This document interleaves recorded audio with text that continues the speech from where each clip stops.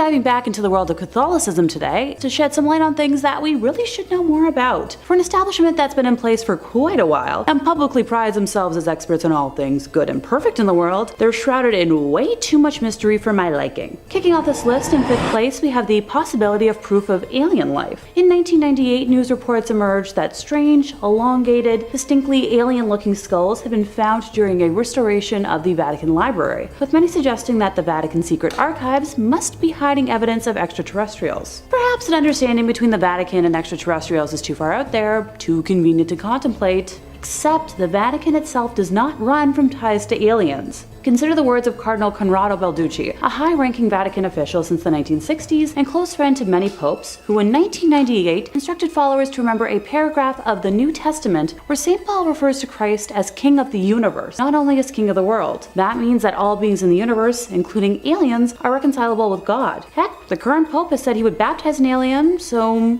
I guess that's progress for the church? You tell me. In 4th place, we have Conscience Court. Yep, the Vatican has a secret court for sins based on conscience. Not proof, not evidence, but absolution from conscience. Bishops who handle such hearings are the Apostolic Penitentiary, also known as the Tribunal of Conscience. Created by Pope Alexander in 1179, it was a secret to the public until 2009. Wow, a secret they kept from the general public? Consider me less than surprised. The sins judged in this court vary from spitting out the desecration of a communion wafer to priests breaking their vows of celibacy. Spitting out communion's a sin? News to me. I can think of a lot of icky priests that should go to real court for how they broke their vows, not a court where they're simply forgiven. Sinners who seek absolution have to write a petition to the Holy See. They use pseudonyms to protect their identities and submit the petition to the tribunal. The tribunal considers the matter, but the decision-making lies with the major penitentiary, and if he is uncertain, then he submits the matter to the Pope.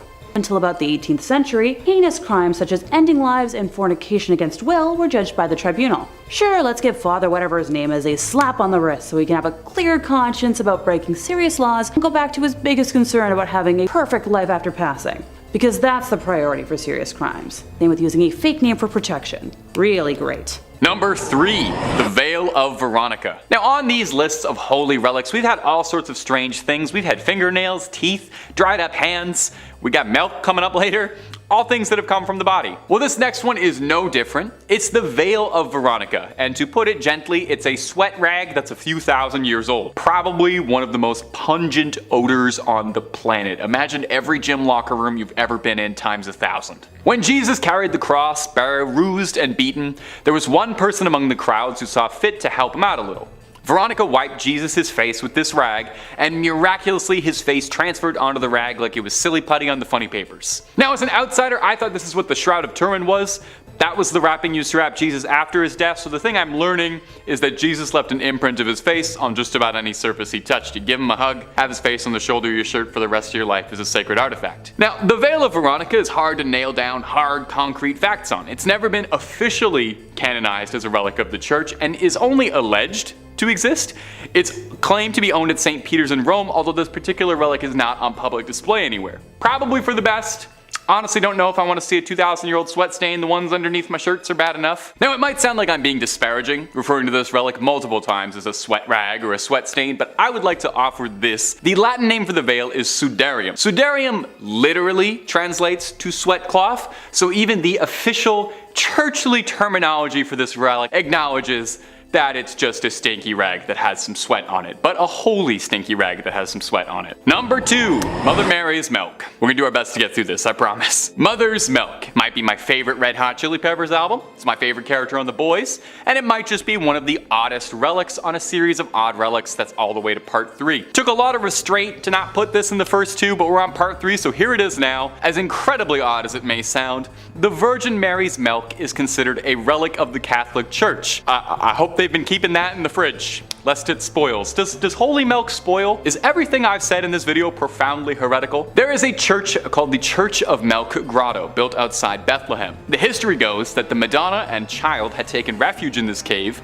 and while she was feeding, milk spilled outwards, and blessed the stone of the cave, turning it completely white. Now, the church serves as a popular shrine for women who are struggling with fertility, who hope that the lasting aura and presence of the Virgin Mary will bless them. There's a legend that goes with it. Saint Bernard, the saint, not the big dog that has his tongue hanging out, was devoted to the Mother Mary. And one day, he was praying at a statue of the Madonna, and he asked it to give him some sign, some proof that she was a mother. I guess the statue has like an odd sense of humor because it sprayed milk onto Saint Bernard. Depending on the variation of the story, either his eye or in his mouth. I saw a lot of really interesting paintings depicting this scene, and editors, I hope you're having so much fun trying to find photos for this one. I am so sorry. Truly, rest in peace your search history. In the Middle Ages, vials of the milk were sold and transported all over Europe. For what purpose, I could not tell you. These days, the Church of Milk Grotto sells a limestone powder made from the stone walls of the grotto, meant to be dissolved in a drink and consumed. Kind of like Crystal Light, but it's holy milk. Probably heals all that ails, and it's a good source of calcium, perhaps. And number 1, the Holy Prepuce. This is going to be the one that takes the channel down. You have no idea the restraint it's taken me to only be bringing this up now in part 3 of Strange Relics. This is probably the strangest relic of them all. We'll do our best to discuss this with reverence and also somehow figure out how to stay within content guidelines. Editors, best of luck. When Jesus was born, on his 8th day, a small piece of his skin was removed in a traditional ritual performed on Jewish men when they're born. Okay? Are you sort of following along with what I'm saying here? This particular part of the body that I can't quite mention that was removed at birth was an immensely holy relic to the Catholic Church called the Holy Prepuce. Now, the very bizarre part regarding the history of the Holy Prepuce isn't just that it exists at all, it's how much trouble one bit of skin would cause. You see, the prepuce first pops up in the year 800, when Charlemagne gave it to Pope Leo III on December 25th, making it one of the oddest Christmas gifts ever given in human history. From here, it stayed until 1527. Now, when Rome was sacked, a German soldier stole the prepuce and tried to keep it for himself until it was eventually recovered again and became the centerpiece of the village of Calcutta, where it was seen as the most exciting thing to happen in a while. It was like a celebrity showed up to the village. It was this great, big, important deal. They had a part of the body of the Savior. All manner of miracles are reported to have been the result of the Holy Prepuce. However, several other churches, villages, priests all claimed that they had the true Holy Prepuce, and any other ones you might have heard of out there were false. This problem became rampant, and in the early 1900s, the church wanted to wash their hands of the Holy Prepuce entirely and outright forbade any discussion of it in church matters.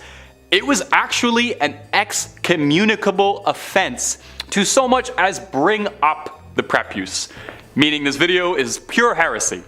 In 1983, the prepuce was stolen from the church in Calcutta. Where is it now? Where did it go?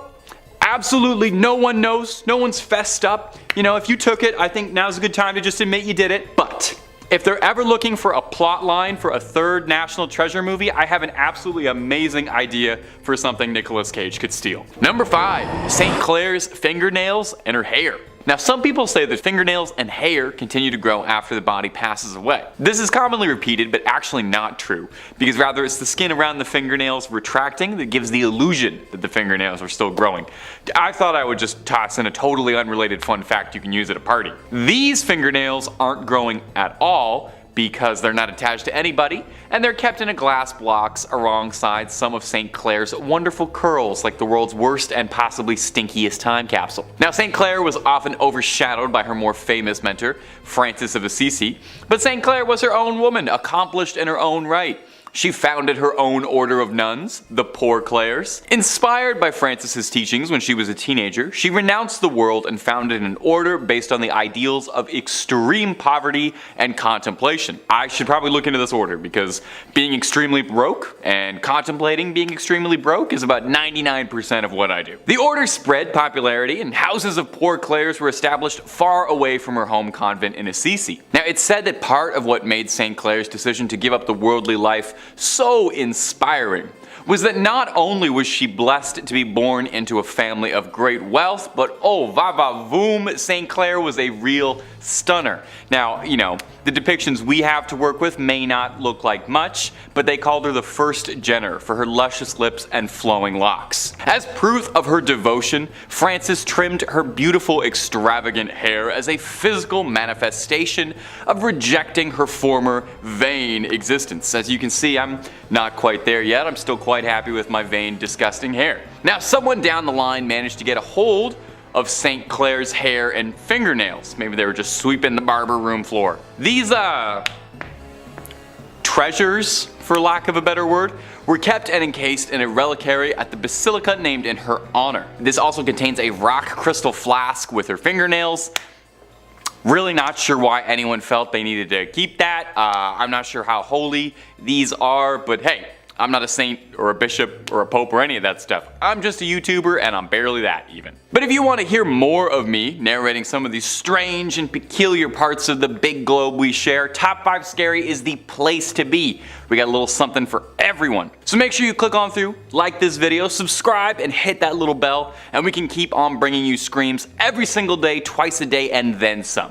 But do that at the end of this video, okay? We got way more weird Catholic relics coming up for you. Number 4, papal hearts. They say some people wear their hearts on their sleeves, and some people collect 22 hearts in marble urns inside a beautiful reliquary. We all have our hobbies. We all collect things. Just make sure those hearts are still in their original packaging, otherwise, they're totally worthless. Well, these aren't just regular old hearts. These are the hearts of 22 former popes. Obviously, they're former popes if their hearts are, obviously. At the Church of Santi Vincenzo e Anastasio a Trivia.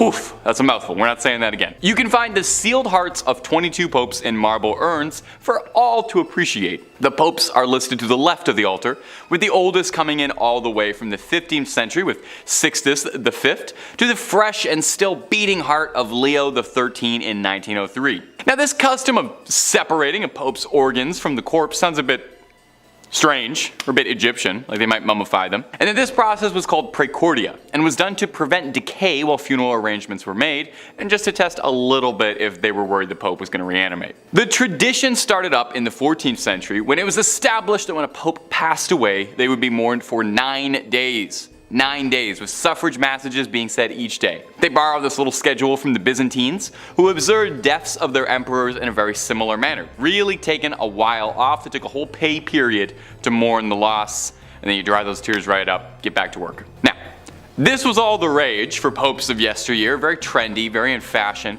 But Pope Pius X in 1914 had a change of heart when he expressly forbade it in his burial and will. He said, "Don't do any of that weird stuff to me." Those were his exact words, if you can believe it. Now, since then, his successors have all agreed and have all done the same.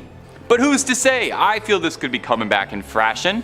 Pope Francis, how you feeling? You gotta listen to your heart on this one. Number 3, the Holy Souls of Purgatory. Purgatory, in Catholic belief, is kind of like a giant waiting room while the upper management figures out just where exactly they're going to find a good spot that's best for you.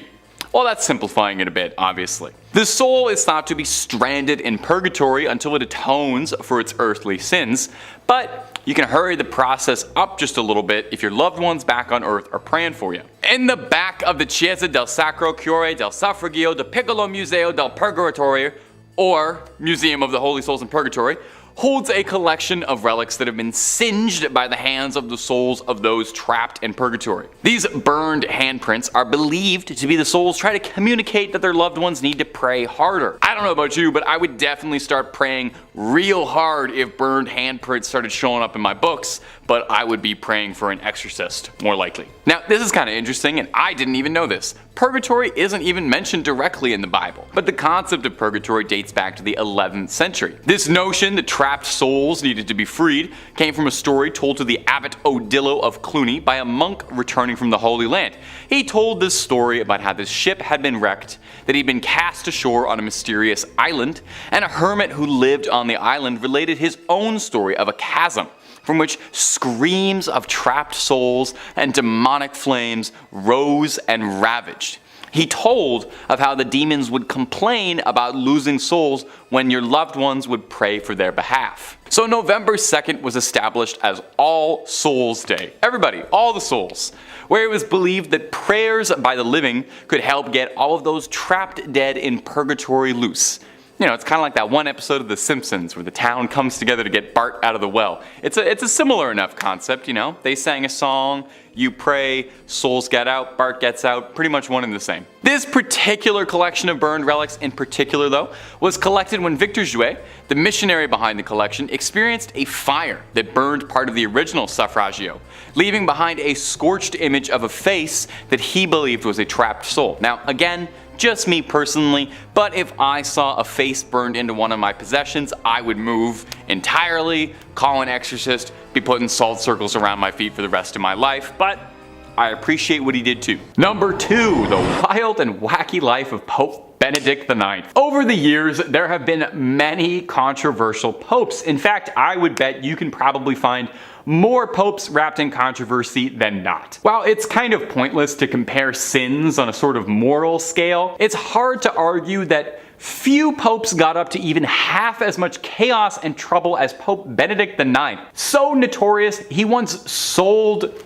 the position when he got bored of it. He's just done. He sold it. It said he began his pontification when he was a young man because his family wanted it. They just wanted it. They wanted him to be pope. Benedict loved the lifestyle and behaved the way Joffrey Baratheon would, spending his money on women of the night, hosting lecherous, wild, erotic parties with all manner of man, woman, and apparently animals as well. He really was not picky. It wasn't long before there were conspiracies being drawn up to assassinate the Pope, if you can believe that. Imagine that. There were guys sitting around a table being like, hey, we gotta do something about the Pope. I think we have to assassinate him. Possibly in a case of divine intervention, his enemies on a feast day snuck into St. Peter's Basilica, carrying rope ready to strangle Benedict, but a solar eclipse of the sun scared the assassins so badly they called the whole plan off. And fair. If I was planning to dispose of the Pope and then like 5 minutes beforehand I saw the sun get blackened out, I would assume God was gonna strike me down then and there. Failed coups notwithstanding, Pope Benedict's reputation did not improve much. He was attacked by an angry mob in 1045, forced to flee, and replaced by another pope, one Sylvester III. 2 months later though, Benedict would return to reclaim the title. And then 2 months again, he decided that honestly he wasn't really vibing with this pope business anymore, what with the constant bombardment and attempts on his life, and sold it to his godfather for what amounted to nearly 30 million American dollars. Imagine buying the Pope. Imagine the highest seat you can have in the Catholic Church and you bought it. If you can believe it, like Emperor Palpatine, somehow Pope Benedict returned. They just could not get rid of this guy. King Henry III of Germany had arrested Pope Sylvester for being a false pope, and the godfather Benedict sold the throne to had given up the seat, admitting that it was wrong for him to buy being the Pope. It was wrong to buy the papacy. I could have told you that. Henry appointed a new German Pope while Benedict was in hiding, and then that Pope passed away mysteriously 8 months later after being poisoned, which many historians suspect Benedict had his little fingers in. So Benedict came back to be a Pope for a third time, and no one was putting up with this. Henry III sent troops to drag him out of the basilica, and he spent his dying years in a monastery where he is now remembered as one of the worst popes in history. But he sounds fun. Number 1, Oliver O'Grady. All of these people have been awful or downright embarrassing examples of priests, and yet Oliver O'Grady might be the worst of all of them.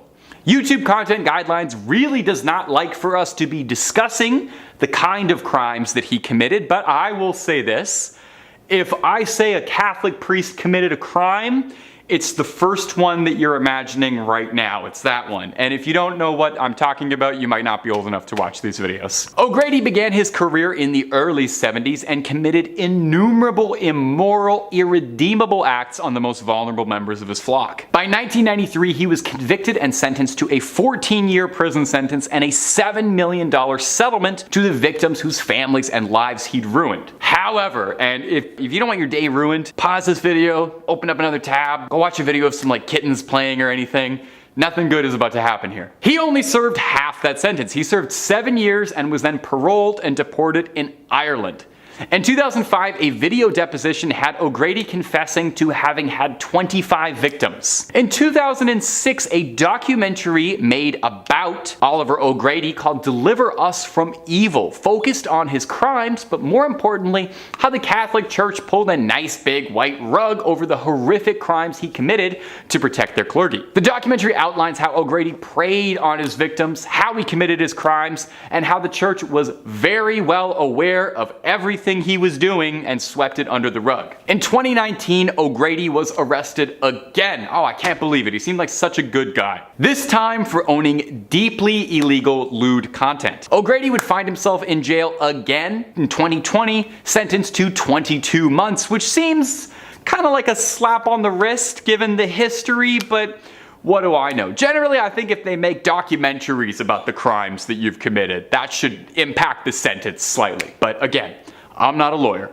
I'm just a YouTube host. Number 5, Oliver Plunkett's head. Now, in the other 2 videos, we talked about the head of St. Catherine of Siena, and we also talked about St. John the Baptist and how many heads he may or may not have had scattered across the world. And I'm not one to break tradition, so I thought for part 3, I would include a third holy, saintly severed head, this time belonging to Oliver Plunkett. A notable difference between the 2 other severed heads is that this one is probably the most disgusting one we've included on these lists. I know these are all holy relics, but let me just say, out of context, this is absolutely horrifying and looks like it's straight out of a grindhouse horror movie that you'd find in a dirty basket somewhere. Oliver Plunkett, before becoming a head, was an Irish Catholic archbishop who was a victim of the Popish plot. Now, if you're not up to date on your Catholicism, that's a whole other video worth of explaining. I don't know much about the Popish plot. I'm not the guy to do that for you. But the short version is that it was a conspiracy falsely alleging that there was a plot against the Protestant king Charles II. Oliver Plunkett happened to end up on the receiving end of something really bad. Namely, he was executed, which is pretty bad. But they really went out of their way to destroy Oliver Plunkett, his public image, his body. They called his praising of the Roman Catholic Church high treason, and his punishment was a slow and arduous death. He was hung, drawn, and finally quartered. And just in case there were any odds of him pulling through on a miraculous recovery, as a final effort, they yeeted his head into a fire, where it was rescued by a friend of Plunkett. I'd like to think I would do that for my friends. Well, after being recovered, the head was rescued and stored hidden away in a nunnery, eventually brought to Ireland in 1995, where he's now kept on display in the National Shrine to the Saint. He was canonized for his troubles, and he is the first new Irish saint in about 700 years. It's high time for some new blood, I think. So, you can go, you can pay your respects to him, and maybe offer him some skin cream, because that skin's looking a little dry. And if you're looking for more creepy videos on weird relics or all sorts of strange things, Top 5 Scary has all of that and then some. If there's something scary, the odds are pretty good we've got a video or 2 on it. And if you haven't already, subscribe, hit that bell for more videos every single day. But do that at the end of this video, okay? We got way more weird Catholic relics coming up for you. Number 4, St. Teresa's hand. Now, if you've watched our other videos on this subject, then no doubt you're already very familiar with the practice of making remnants of saints into relics. Now, something that's directly from a saint is called a first-class relic. That means it's something that came off of their body, you know? Their hair, their fingernails, a vial of their fluids, or in the case of the lovely St. Teresa, her whole hand. Encased in a beautiful, ornate golden reliquary with gems all over the knuckles, and the editors are goofing off because that's just a picture of the Infinity Gauntlet from Avengers Endgame. Wait, that's what it really looks like. Yeah, it seems that Marvel Studios was more than inspired by the incorruptible Saint Teresa's hand when designing the weapon that would give Thanos the power to wipe out half the universe. Throw a comparison pic of them side by side, they're almost indistinguishable. I'm not 100% certain if there's any symbolism or connection there, but I'm sure Saint Teresa would love to know she was involved. She was a huge fan of the Marvel Cinematic Universe and all the things they do. When Saint Teresa of Avila passed away, the sisters of her convent buried her with the hopes of keeping her holy body with them. 9 months later, she was exhumed, only to discover that her body was intact. She hadn't decayed at all. That's why they thought she was incorruptible. Now, I'm not sure I totally follow the logic here, but after they discovered her body was incorruptible, they took her hand off and put it into this golden infinity gauntlet thing, as a way of inviting people to get closer to God through the saint's body. Now, this might not seem appealing to you, but there's a surprising demand for this relic. Near the end of the Spanish Civil War, General Francisco Franco had the hand removed from the convent and allegedly kept it close by, and if some of the wilder rumors are true, he would keep it by his pillow for good luck. You really gotta hand it to him, he was a devout follower of the faith. Today, you can find the hand in Iglesia de Nuestra Señora de la Merced in Ronda, Andalusia, and you don't even have to rip a stone out of the Vision's forehead to get a good look at this gauntlet. In third place, we have the director of The Exorcist. Now, unlike the last two mentions, this footage is missing and locked up, never to be seen. The director of The Exorcist has mentioned in interviews that he was allowed to film a real exorcism at the Vatican, of all places. William Friedkin said he was taken aback at how close the ceremony was to the exorcism depicted in his 1973 film. He said that he doesn't think he will ever be the same after seeing this astonishing thing. Now, he says he intended to shoot The Exorcist as a horror film, but the more he learned it, the more it became a supernatural tale instead. So while the book this was all based on a 1949 case of an American teenager called Roland, Friedkin said the Catholic Archdiocese of Washington, D.C. asked him to change the gender so as to, not draw attention to the young man. But in reality, the director said that it was a young man of 14 and not a gal who was allegedly possessed. Now, the Vatican did not immediately respond to a request for comment, and still has not as of this day. The church asking someone to hide something and then not commenting on it. I'd say I'm shocked, but I made a promise to myself to never lie on here, and I'm not about to start doing that today. Friedkin said he believed the boy was genuinely possessed, convinced that there was no other explanation. He read the diaries of not only the priest involved in the exorcism, but the doctors, the nurses, and the patients at Alexian Brothers Hospital in St. Louis, where this original case was carried out. He's also stated that he's not Catholic, doesn't go to church, or belong to a church or a synagogue. Make of that what you will. In second place, we have The Exorcism of a Satanic Queen. This tale in particular comes from Dr. Richard Gallagher, who is an Ivy League educated, board-certified psychiatrist, and who performed a mental health evaluation on our sad woman to make sure it wasn't, an instance of something that could be helped with modern medicine first and foremost. He described her as a middle-aged woman who wore flowing dark clothes and black eyeshadow, and while she was charming and engaging, she was also part of a satanic cult. This is where I swear I'm not part of a satanic cult, even though that visually fits my aesthetic.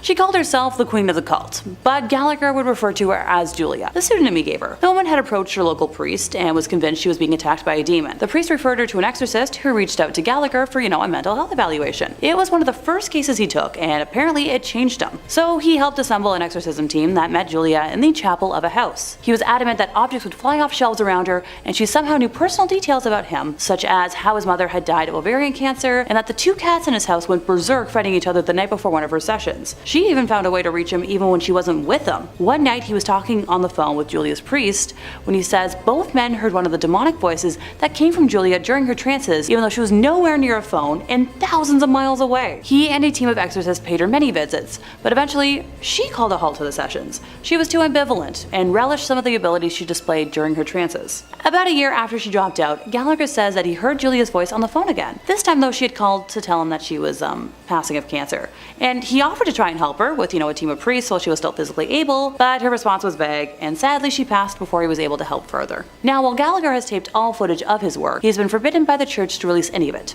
Ergo, sorry folks, I got nothing. In first place, we have Ed and Lorraine Warren exorcism footage. Me talking about Ed and Lorraine Warren? I know, a shocker. While the video is blurred on YouTube to protect the identity of the poor girl, I personally think it's up there as one of the most frightening things I've ever seen. At an hour and 20 minutes long, it depicts a Catholic bishop in Connecticut attempting to converse with a demonic entity that has possessed the body of an innocent young woman while her family restrains her. Ed and Lorraine were the ones to alert the church to the possession after meeting her during an audience chat session that was held at the conclusion of one of their public presentations. During portions of the the exorcism when prayer is done, you can hear the demon acting wildly, and it originally refuses to give its name, both of which are quite common in cases of demonic possession. Eventually we learn that there are 4 demons possessing our victim, with one of them identifying themselves as Robert, a name associated with the son of Satan. I'll let a snippet roll now, allowing you to hear the woman for yourself. This footage was unreleased until after the passing of Ed and Lorraine, and it's believed that they were told by the Catholic Church to specifically keep it under wraps, but their son-in-law doesn't have the same fear or respect for the church, depending on one's opinion. Number 5. Hans Schmidt. I think all of us, we want to be remembered for something amazing someday, right? That's only human. For walking on the moon, for writing the great American novel. Me? I want to be remembered for being a slightly above average YouTube host for spooky internet comment. Well, Hans Schmidt, a German priest, he's certainly remembered and found himself a legacy when he became the only Roman Catholic priest in American history to face the death sentence. They probably didn't put that on his tombstone or anything though. They say that you can see the signs of darkness from a very early age. Schmidt had wanted to be a priest since an early age, funny enough, but he was also routinely caught killing animals and drinking the fluids that were inside, and would apparently spend most of his youth at the slaughterhouse. And also his Wikipedia page mentions that he had a collection of severed geese heads that he'd put in his pockets. So yeah, maybe there were some warning signs and red flags here that people really were not paying attention to. By age 25, Hans Schmidt was ordained to be a priest and served over Mass for 4 years in Germany before relocating to Louisiana. Schmidt got himself involved in some wild crimes, doing some unspeakable things that the church covered up for him. Wasn't that nice of them? And they once again found him on the move, and he was sent to Manhattan at St. Boniface Church. Here, Schmidt would meet with the love of his life, Anna Muller. He became immediately obsessed with her, claiming that it was God's will he fall in love with her. Oh my God, ladies, don't you just hate it when a guy pulls the old, oh, it's God's will, it's God's will, all the time, eh? He began an affair with her, and he held a secret wedding, vowing to leave the cloth with her. When Muller became pregnant, Schmidt knew he would be outed for disobeying the oath of priesthood. So, being a reasonable thinking man of God, Schmidt's solution was to slit her throat and remove her limbs and throw it in the Hudson River, and then went to Mass the next day. Oh, no, that's actually not very priest-like at all. Schmidt was tried, convicted, and executed in Sing Sing prison, where, like I mentioned earlier, he remains the only American priest that's ever happened to. Although from what I've learned about the guy, I don't think anyone would complain too much that happened. I don't know if this was a huge loss. And if you're looking for way more stories of creepy crawlies, ghosts, goblins, conspiracies, and basically anything freaky under the sun and above it that you can think up, hit subscribe for Top 5 Scary and don't miss a single scream. Make sure you hit that little bell, but do it at the end of this video if you wouldn't mind. Number 4, Gerald Robinson. Hey, a little hypothetical question. If you're a priest, how much Satanism are you allowed to dabble in? Probably not much, right? They probably would prefer that be like as zero as possible. Gerald Robinson was a Catholic priest, but was living a double life, practicing satanic rituals in secret with horrifying consequence. In the 1980s, Robinson was the chaplain at Mercy Hospital in Toledo, where he ministered over the terminally ill. The caretaker of the chapel there was a nun named Sister Margaret Ann Powell, a kindly old woman. Shockingly and horrifyingly, Paul was killed after being stabbed 31 times, with 9 times in a deliberate shape of an inverted cross, and a smear across her forehead symbolizing a mockery of last rites. Police suspected someone was trying to humiliate Paul in death. Father Robinson was questioned, but not charged. A clergyman took Father Robinson out of his questioning, and the case would freeze for nearly 30 years. Reports on the case would disappear, and police believed there was a conspiracy of a cover-up. It wasn't until late in 2003 when police received a letter from a woman using the name Survivor Doe, claiming that she had suffered under the hands of Father Robinson, who had been assaulting women and practicing satanic rituals up to and including human sacrifice. With these new, lofty allegations, authorities reopened the case, and upon searching Robinson's apartment, discovered a sword-shaped letter opener that fit the wound in the nun's body like a key to a lock, according to prosecutors. What What a charming turn of a phrase for a horrible thing. In 2006, Robinson was charged, and hopefully Sister Paul was able to find some peace in the afterlife after such a mortifying ordeal. Number 3, Father Daniel Petra Corgano. When you take the cloth, you get called on for all sorts of things: marriages, funeral rites, confessions, and in the extreme cases, exorcisms, where you're the last line of spiritual defense against a demonic spirit that has taken host of someone else's body. Of course, exorcisms don't always go the way that you would hope. Sometimes a little pea soup gets fired across the room. Sometimes the person you're exorcising accidentally dies from your neglect. Anything can happen, really. Father Daniel Petra Corgano believed that a member of his flock, a nun in the convent, one Sister Marcia Corici,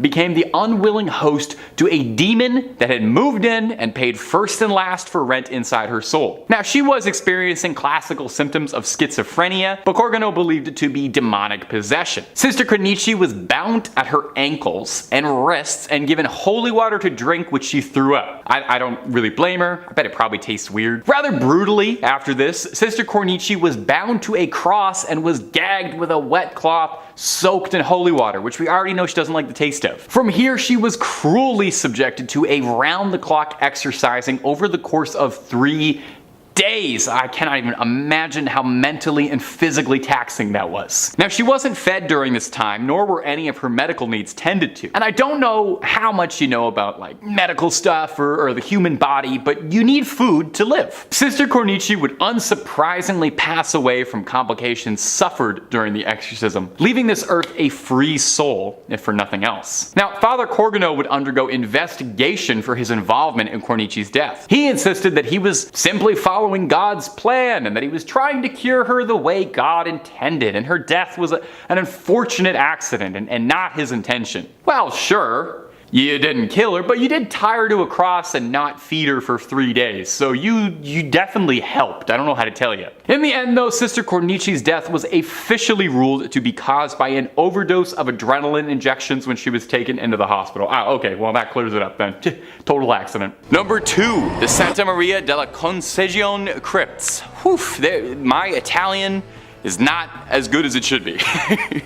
Inside the Santa Maria della Concezione crypts, as many as 4,000 friars lie here. Well, lie is probably the wrong word, as they hang here is probably a more accurate description, as these 4,000 bodies are hanging from the rafters, decorating the space of every inch of the church. Now, it might seem a bit grim or beautiful, depending on your twisted point of view. We're a scary channel, I ain't gonna judge you.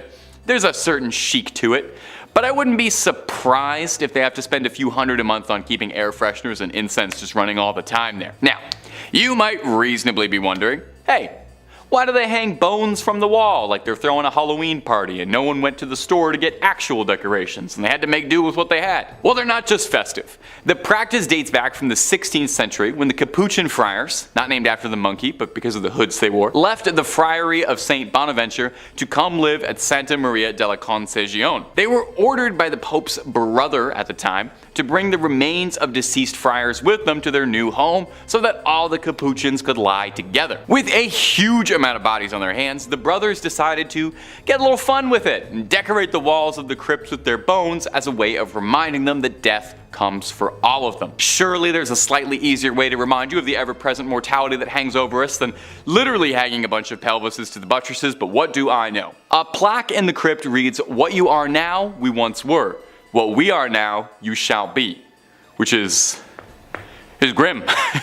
No way around it. The crypt contains a little bit of everything inside you. Crypt of skulls, lovely load of leg bones, and the star of the show is definitely the crypt of pelvises. Oh, make sure you get a photo in there. Make sure you grab a fridge magnet from the Pelvis Room gift shop. And number 1, St. John the Baptist's many heads. They say 2 heads are better than 1, which might be proof of what a great man St. John the Baptist is, because no one can seem to agree how many heads the guy actually had. The saint's head was supposedly brought back back from Constantinople in 1206 by the crusader Wallen de Sarton, but it seems this happened more than a few times, since 3 different shrines across the globe all claim to have the original head of St. John the Baptist, and no one's able to clear this up anytime soon. St. John was a forerunner of Jesus Christ, and the New Testament says that John was beheaded by Herod around 28 CE as a punishment for criticizing his recent divorce.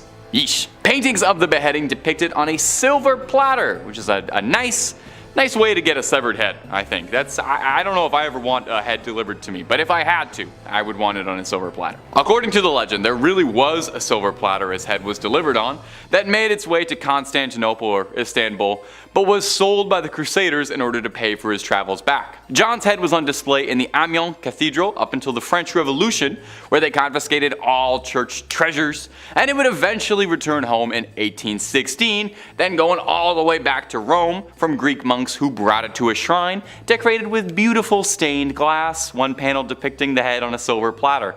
You think you wouldn't want to remember that? Well, here's where the trouble comes in. A German museum in Munich also takes great pride in having St. John's head. The Munich Residence Museum contains a bunch of other holy relics, but their most prized is the alleged St. John's head, although no one really knows how it got there. This skull is wrapped in cloth and heavily interred with gems. Now 2 would be impressive, but St. John's got a crowd worth of heads because he's got 3. His last head can be found in Damascus, Syria in the Umayyad Mosque, one of the oldest and largest mosques in the world. This relic, also not exposed, wrapped in a cloth, and is currently located in a shrine dedicated to the saint. So will the real John the Baptist please stand up? Or do all 3 of these heads actually really belong to him, and he had to be beheaded 3 times for it to take? You know what, don't answer that. I'm not sure if that's something I really want to know. In 5th place, we have an exorcism filmed through a peephole. So it's no secret that exorcisms are still a practice done today, but the Catholic Church really likes pretending that they don't because of the negativity around it. Technically speaking, the Catholic Church authorizes the use of exorcism for those who are believed to be the victims of demonic possession. Specifically, in Roman Catholicism, which is what I grew up with, exorcism is a sacramental but not a sacrament, so unlike baptism, confirmation, first communion, or confession. Unlike a sacrament, exorcisms depend on 2 elements: authorization from valid and legitimate church authorities and the faith of the exorcist. The church will ask publicly and authoritatively in the name of Jesus Christ that a person or object be protected against the power of the evil one and withdrawn from his dominion. Now, the rite of exorcism was revised in January of 1999, making it a lot less Latin, and assumes that, possessed persons retain their free will, although the demon may hold control over their physical body, and involves prayers, blessings, and invocations with the use of the document of exorcisms and certain supplications. Typically, the individual will be restrained, and the priest will perform a ritual of prayers to remove the evil spirits. Solemn exorcisms, according to the canon law of the church, can be exercised only by an ordained priest or higher, with the express permission of the local bishop, and only after a careful medical examination to exclude the possibility of mental illness. The Catholic Church has between 500 to 600 official exorcists, with the vast majority operating in Latin America and Eastern Europe.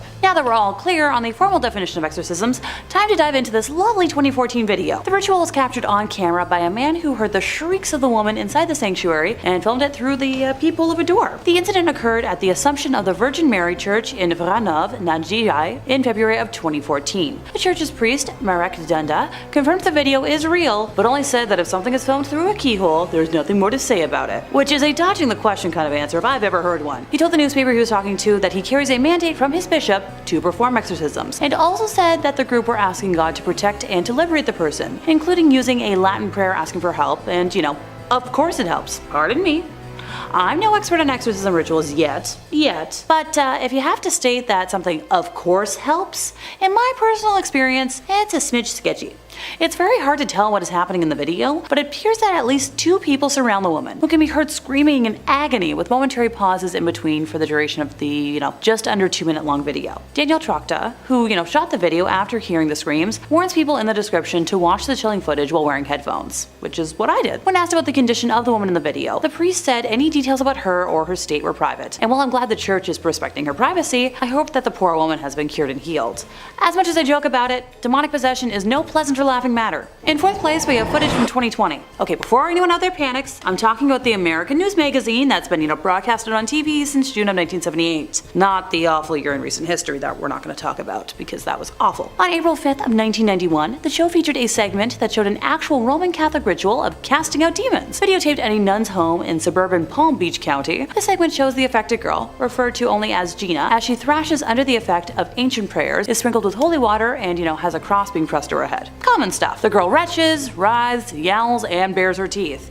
She says, "Get out of here! Me not want to leave!" shrieking all this at the priest, as one hand snaps the gauze bonds tying her to the chair. By the way, apparently if the exorcism team hadn't tied her down, she might have levitated to the ceiling. How very Willy Wonka. At the time, the March 25th issue of U.S. News and World Report carried no fewer than 5 articles on hell and the devil, citing a poll that 6 out of 10 Americans believed in the netherworld, which is 2% more than in the church heyday of the 1950s. Another poll, released in August of the same year, said 55% of Americans believe in the devil and 49% in demonic possession. I'd love to see those results today, but I couldn't find them sadly. Most Catholic leaders say possession is rare, with Reverend Kenneth Doyle, communications director for the National Conference of Catholic Bishops, stating he's only heard of about a handful of exorcisms in the last 40 years, but I feel like that's just a PR statement. Here's the thing. When churchmen do perform an exorcism, they almost never talk about it. The main exorcist in this entire report is known only as Father A, and his face is kind of obscured. Sister Lois Schaefer and the Reverend Walton Dockerell of St. Rita Parish near West Palm Beach, who took part in the exorcism, said through a secretary that, no comment.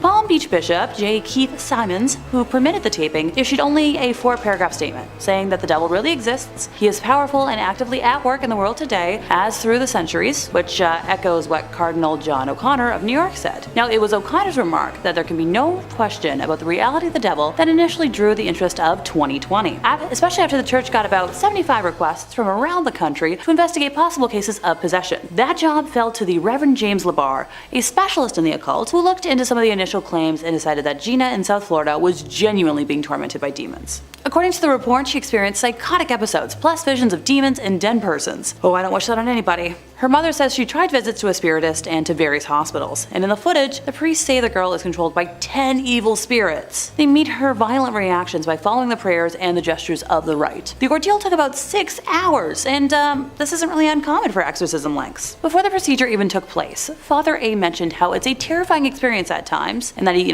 could die tomorrow, or be attacked and taken over. Evil spirits like to take their time leaving a body, and not without a fight, and that leaves all of the parties involved extremely drained and exhausted, and vulnerable. Also quoted is Dr. Warren Schlonger of Miami Children's Hospital, where Gina was treated before and after the exorcism, and he did note that her condition improved afterwards. Father A, though, is still troubled. He believes the devil is disturbing his sleep, attempting to weaken and destroy him. He counts that as the price he must pay as a church point man against demons. Now, I know, someone's about to ask, but Alexa, didn't you say you'd be talking about hidden footage? The church tried taking this footage down from the internet because they didn't want it to be public anymore, but thankfully they haven't succeeded. In third place, time to talk about exorcisms. While I'm sure someone out there is chuckling, exorcisms are nothing to be taken lightly. They're a religious or a spiritual practice of evicting demons, jinns, or other malevolent spiritual entities from a person or an area that is believed to be possessed. It varies a bit from religion to religion, so bear with me while I specify how it works in the Catholic Church. In Catholicism, exorcisms are performed in the name of Jesus Christ. There's a distinction between major exorcisms and minor exorcisms. Minor exorcisms are included in some blessings in which priests create sacramentals such as blessed salt. A related practice is deliverance ministry. Now, the distinction between deliverance ministry and exorcism is that exorcism is conducted by priests who are given special permission from the Catholic Church, while deliverance ministry is prayer for people who are distressed and wish to heal emotional wounds, including those purposefully caused by evil spirits. The Catholic rite for a formal exorcism, called a major exorcism, is given in section 11 of Ritual Romanum. The ritual lists guidelines for conducting an exorcism and for determining when a formal exorcism is required. Priests are instructed to carefully determine that the nature of the condition is not actually a psychological or physical illness before proceeding. Sure, I'd love to see their criteria. In Catholic practice, the person performing the exorcism, known as an exorcist, must be an ordained priest. The exorcist recites prayers according to the rubrics of the rite and makes use of religious materials such as icons, sacramentals, and holy relic. The exorcist revokes God, specifically the name of Jesus Christ, as well as saints of the Church Triumphant and the Archangel Michael, to intervene with the exorcism. According to Catholic understanding, several weekly exorcisms over many years are sometimes required to expel a deeply entrenched demon. St. Michael's prayer against Satan and the rebellious angels, attributed to Pope Leo, is considered the strongest prayer of the Catholic Church against cases of diabolical possession. The Holy Rosary also has an exorcistic and intercessory power. Cool, maybe I'll go get my rosary one of these days. Holy water is a common aid for exorcism. Its use belongs to the prayer to St. Michael. The chief exorcist of the Vatican, Father Gabriel Amorth, stated that he had performed tens of thousands of exorcisms over his 60+ years as a priest. Oh my gosh. Additionally, popes have performed exorcisms. Father Amorth states that in 2009, Pope Benedict slammed Satan out of 2 guys, and in 2000, Pope John Paul II attempted to exorcise a woman, but failed to do so. Father Amorth later witnessed the possessed woman crawling up the walls like a spider. Interesting. In Roman Catholicism, exorcism is a sacramental but not a sacrament, unlike baptism, confession, First Communion. Unlike a sacrament, exorcism's integrity and efficiency do not depend on the rigid use of an unchanging formula or the ordered sequence of prescribed actions. Its efficiency depends on 2 elements: authorization from valid and illicit church authorities, and the faith of the exorcist. Ever since the rise of the popularity of exorcisms in the movie of, similar name, the church has tried hiding that they still practice them, but we know better. Number 2 on our list is the Vatican Bank. Yeah, totally not suspicious at all. Buckle in because there is a lot to unpack here. Formerly known as the Institute for the Works of Religion, the Institute, or the IOR for short, was founded in June 1942 by papal decree of Pope Pius XII. Guess when they presented their first public operations report? Nope, not 1943. Try again, I'll wait. Nope, not even in the 1900s.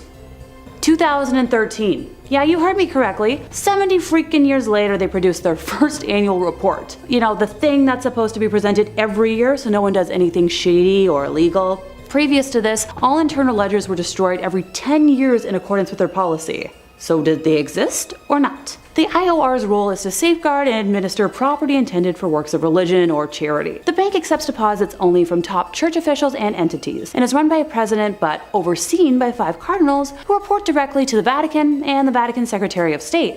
So they only report to themselves. For reference, all banks that operate in Canada have to report to the Minister of Finance. Former bank president Ettore Tedeschi and the Vatican Bank have been investigated on 2 separate occasions for money laundering. Yeah, nobody saw that coming. In March of 2012, JP Morgan Chase closed a Vatican account in Milan after the IOR was unable to respond to questionable money transfers. In 2010, Italian authorities seized $30 million from a Vatican account at Italy's Credito Artigiano Spa following allegations that the IOR violated anti-money laundering laws. Ettore and the bank were both denied wrongdoing, and no charges were ever filed. The money was released after IOR promised to pass measures to come into full compliance with international standards on money laundering and terrorism financing. Yeah, those measures, as of 2023, still have not been passed. In September of 2019, German Cardinal Reinhard Marx, who was in charge of the Vatican's Economic Council, confirmed that Pope Francis had instructed him to reduce costs in an effort to eliminate a deficit that is estimated to be around 70 million euros. Don't get excited. That's not a concrete number from them, because that would be, too transparent. The exact amount is up for debate because the Vatican has not published a budget since 2015 and has been without an in-house auditor for 2 years. Pardon me while I slowly blink here. The Vatican enjoys a property tax break for all non-commercial properties containing a chapel. So using this loophole between the years 2006 and 2011, the Vatican evaded taxes that amounted to about 4 billion euros. The European Court of Justice ruled this illegal, and the Vatican had to cough up 4 billion euros as post-dated tax. Sure, because every normal organization has that kind of money just lying around. The Vatican did not entirely pay for evading taxes, and it's argued that if you take into account the taxes they evaded dating back to 1992, the total amount's going to be over 13 billion euros. That's right, billion. On the 28th of June in 2013, 3 people were arrested by the Italian police on suspicion of corruption and fraud, having planned to smuggle 20 million in cash from Switzerland into Italy. One of those people arrested was Monsignor Nunzio Scarano, previously senior accountant at APSA, the Vatican's administration of the Patrimony of the Apostolic See. Try saying that 5 times fast. In January of 2014, he was further charged with money laundering through IOR accounts in yet another investigation. I'm seeing a pattern here. Are you? According to a police statement, millions of euros in false donations from offshore companies had moved through his accounts. Already in July of 2013, the IOR had frozen the money in his accounts. In July of 2016, Nunzio was acquitted of allegations of corruption, but was given a 2-year sentence after being convicted of lesser charges of making false allegations. His money laundering trial in his hometown of Salerno was still pending at this time. The other person arrested was a bank person and a former Secret Service agent. In February of 2017, a court in Rome convicted 2 former top Vatican bank officials, Paolo Cipriani and Massimo Tullioff, for omissions in communications involving 3 small transfers. Paolo was a former Vatican bank director, and Massimo was his former deputy. They were, however, acquitted of a more serious money laundering charge, which involved $60 million in transfers, and were sentenced to 4 months and 10 days in prison. They were also forced to return $6,000 each. Oh, so glad they had to return so much of that money. In 2018, Vatican prosecutors indicted former Vatican Bank president Angelo Caloia and an attorney, Gabriele Liuzzo, for embezzling $62 million and using a real estate scam between 2001 and 2006. Oh yeah, totally a safe bank to put money in. And in first place, we have some unethical history German stuff. Thanks to guidelines, I have a lovely dictionary of words I cannot say, so I'll try to give y'all a little list right now. Yahtzee is going to represent a group that carries about, a very distinct flag, and evil dictator Schmiedler is their leader. But I'll just use evil dictator or cruel dictator. I hope y'all can follow along, because things are about to get dicey. Remember that bank I just talked about? Yeah, time to get even more in depth.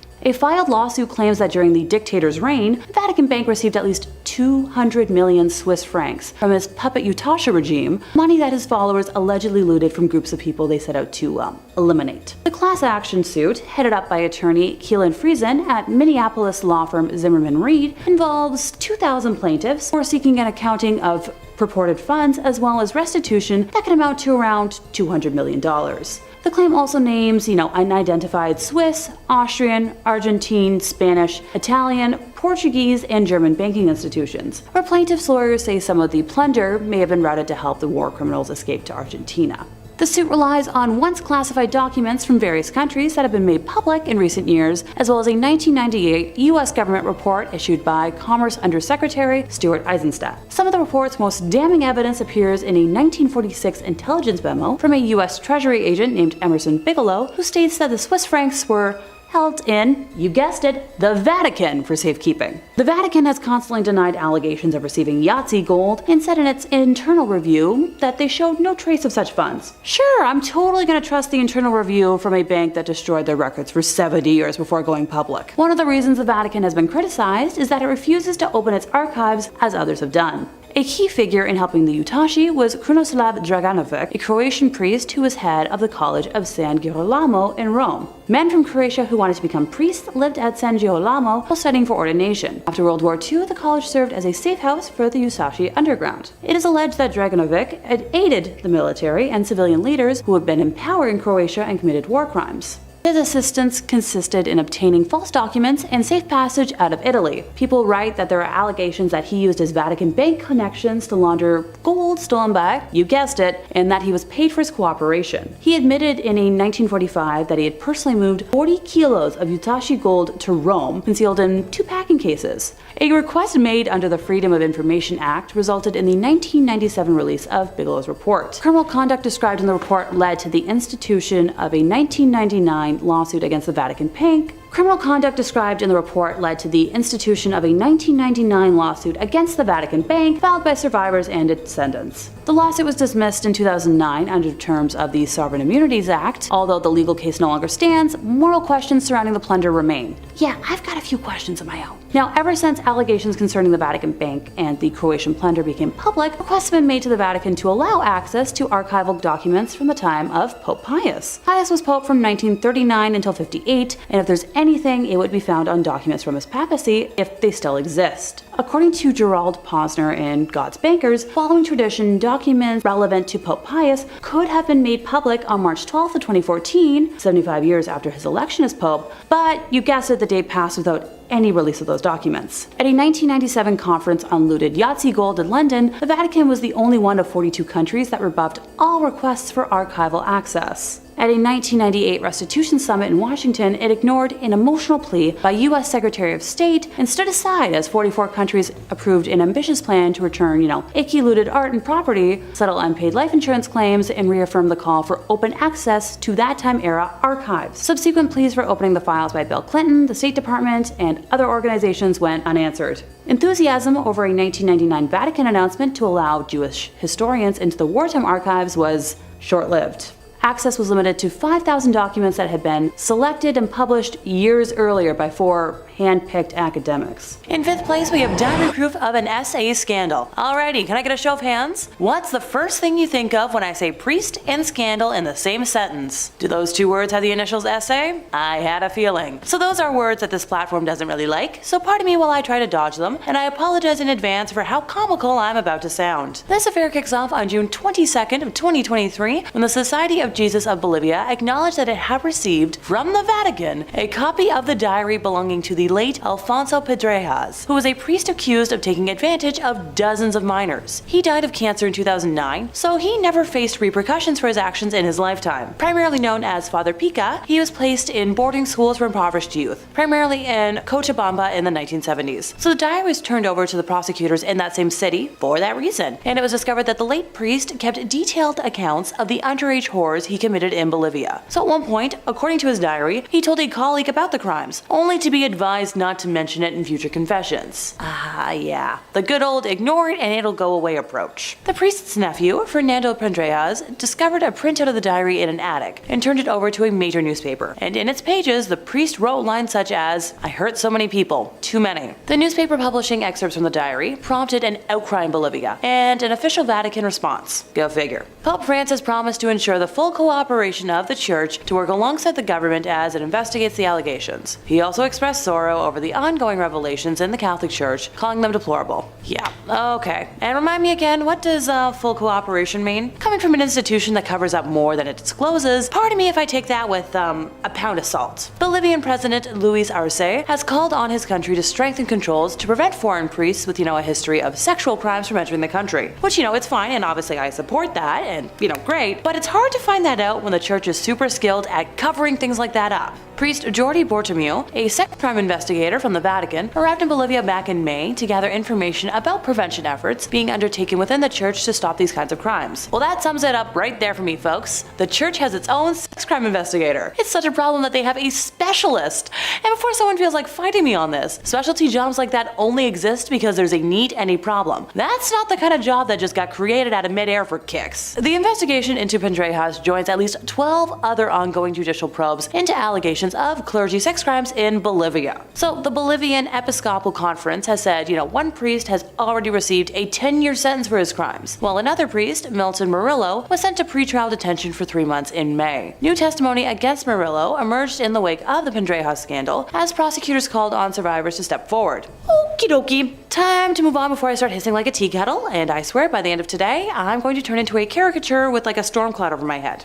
In 4th place, we have a drastic loss of support. So in Germany, people who are formally members of a church pay a so-called church tax that helps to finance it in addition to the regular taxes that the rest of the population have to pay. If they register their departure, though, with local authorities, they don't have to pay it anymore. Granted, there are some exceptions for like low earners, folks who are jobless, retirees, students, and etc. But I'm pretty sure here in North America, all money given is through donation, and you just, stop going on your own terms if you want, but it's more complicated elsewhere. But also feel free to let me know in the comments if I'm wrong, because I'm not a certain expert on Catholicism. Anywho, more than 500,000 people formally left the Catholic Church in Germany last year, which was significantly higher than the previous record. The German Bishops' Conference said specifically that over 522,000 people left the church last year, which is up from around 350,000 in 2021. In comparison, only 1,447 people joined the Catholic Church, which was around the same as the previous year. The departures left the number of Catholic Church members in Germany at nearly 21 million, which is just under a quarter of the population. Now, the Bishops' Conference didn't detail reasons for departures in this annual release of statistics, but many people have turned their backs on the church in recent years, amid fallout from scandal over bad things done by clergy and others. Wow, I'm shocked. In 2018, a church-commissioned report concluded that at least 3,667 people were harmed by clergy in Germany between 1946 and 2014, with more than half the victims being under 13 and nearly a third of that served as altar boys. Various dioceses tasked law firms or others scholars to put together reports on their own past handling of these cases, which has led to massive tensions in the Cologne Archdiocese, where the Archbishop, Cardinal Rainer Maria Wolkai, drew widespread criticism for his handling of a report he commissioned. His offer of resignation has been pending with the Pope for months. Now, an independent report in the Munich Archdiocese, where the late Pope Benedict served as Archbishop from 1997 to 1982, last year faulted the handling of cases by a string of church officials past and present, including the then Cardinal Joseph Ratzinger himself. The head of the Central Committee of German Catholics, an influential organization, said she was sad but not surprised at the number of departures last year, and has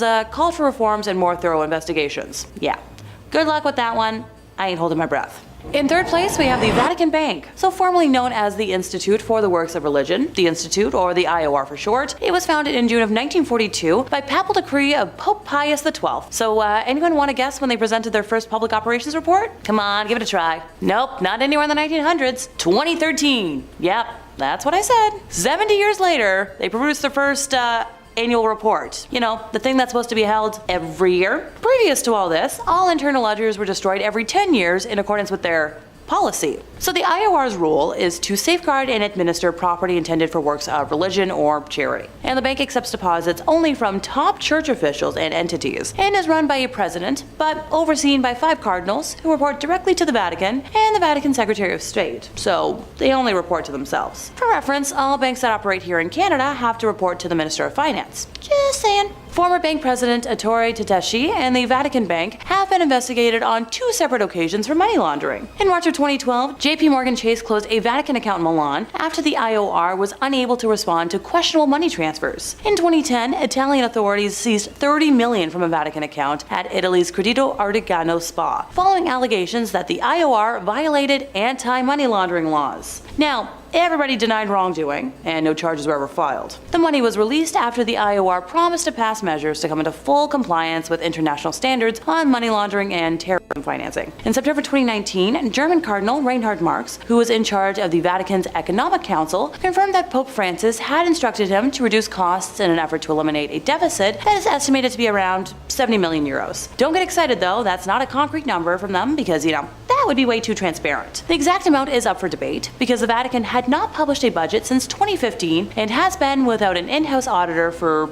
2 years or more. And pardon me while I'm gonna blink real slowly here. The Vatican enjoys a property tax break for all non-commercial properties containing a chapel. So using this loophole, between the years 2006 to 2011, the Vatican evaded taxes that amounted to 4 billion euros. The European Court of Justice ruled this illegal, and the Vatican had to cough up those euros as tax. Because, every kind of organization has that money lying around. And no, the Vatican did not entirely pay for evading taxes. It is argued that if you take into account the taxes that they evaded dating back to, let's say 1992, they would owe over 13 billion euros. Yeah, I'm moving on before my eye twitch gets worse. Number 2, proof Jesus never existed. Or did. Now, among the things that you would think the Vatican would really want to keep hidden and on the DL would be proof that the Lord and Savior did not exist.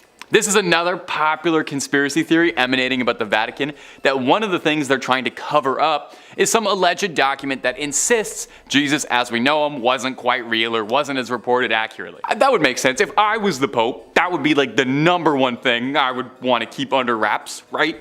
That would probably destroy the church overnight if that ever came out. Now, on the inverse of this theory is a similar theory, totally different direction though, stating that the Vatican's secret archives contains indisputable proof that Jesus did exist, including correspondences between St. Paul and Emperor Nero, history's favorite bad boy, contemporary paintings and depictions of the man, which would be pretty groundbreaking. You'd wonder though, if they have that, why would they keep that secret? I would leak that one. Now, if you believe this conspiracy and you can carry on with it, it does get a little wild. One author, one Michael Bagnet, claims that the correspondences inside the archives, they prove Jesus did exist, but here's a crazy twist.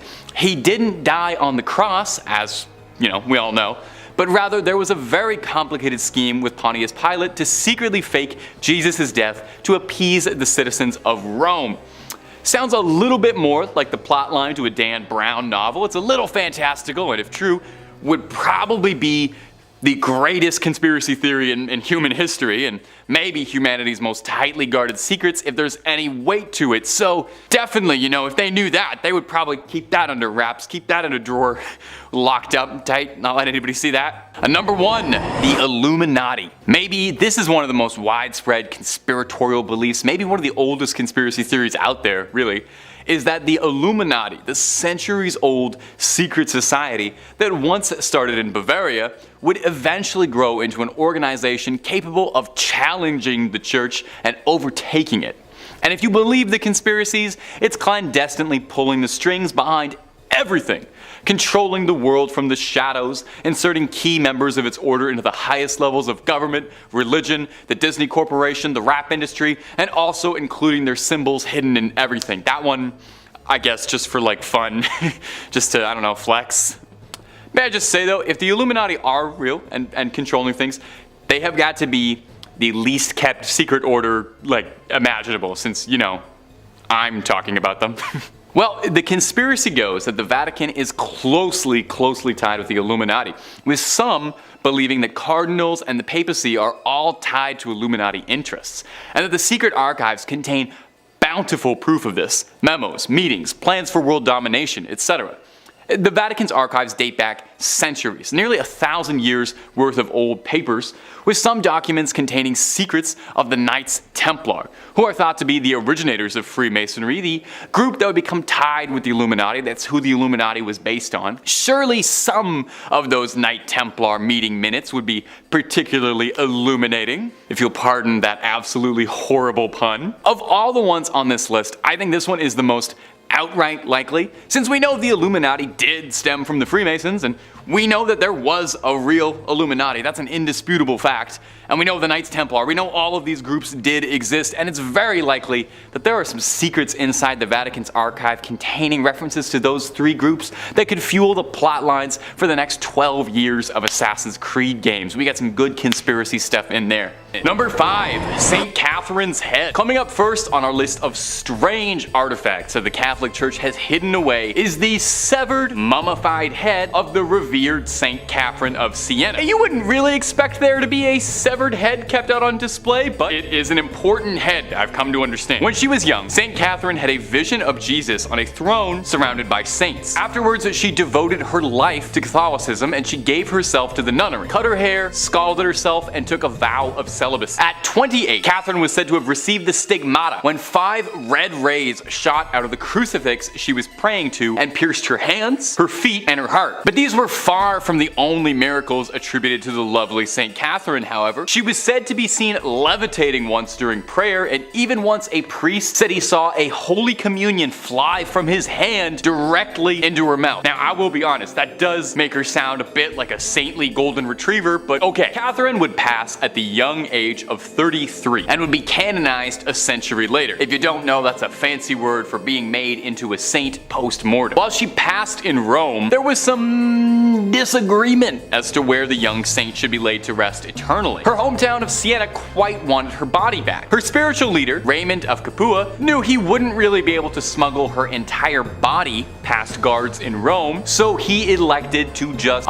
take her head in a bag, which normally would be terrifying behavior, but it's good here. The story goes that when the guards intercepted Raymond, he prayed to Catherine, and when they looked inside his sack, they found naught but a collection of rose petals and not a severed head. Her final miracle. Now, the head was placed in a reliquary. That's a difficult word to say, especially on a teleprompter. The head was placed in a reliquary where it still remains today, and you can go and pray to it, and I promise it's not gonna blink or anything at you, even though it looks like it just might. And if you're looking for way more stories of creepy relics locked away, haunted object, cursed things, cryptids, conspiracies, aliens, the whole scary 9 yards, Top 5 Scary has all of that and then some. So hit that little bell, hit subscribe, and make sure you do not miss a single thing. Do it after this video, okay? We got way more creepy things locked away coming up for you right now. Number 4, the Grand Grimoire. Our next entry has been formally referred to as the Gospel of Satan, and is said to be a cursed book whose knowledge had to be sealed away to protect humanity. So this might be the most deadly book ever published after Hop on Pop. The Grand Grimoire, who is said to have been penned by a priest in the 16th century, who was possessed by a litany of demons beings who compelled the man to put their knowledge to paper. Acting as a scribe for these demons, the man wrote everything they knew about dark incantations, spells, instructions on how to cast rituals, ways to bind a demon to you to make it your little minion and do your bidding. Wait, a demon gave instructions on how it wants to be bound to a human to serve humans? Freaky little demon. That's not all too. There is a step-by-step recipe for a little necromancy if you're down to dabble in some dark arts and make some bones dance to your rhythm. The book really covers all the fun stuff you have been told not to do. It's not just brimstone and hellfire neither. There's rituals to help manipulate luck, how to conduct a seance, and I actually think this is adorable. There's even ways to make people love you in there. But dating tip from old Tay, if you need a demon's help to make them like you, it might not be the strongest relationship. So just a heads up. Now if all of this is sounding super appealing, and I don't blame you, I played a necromancer in Skyrim, I want to make the bones raise. Just know that this book is considered high treason. Even so much as cracking the spine is considered equivalent to selling your soul. So, you know,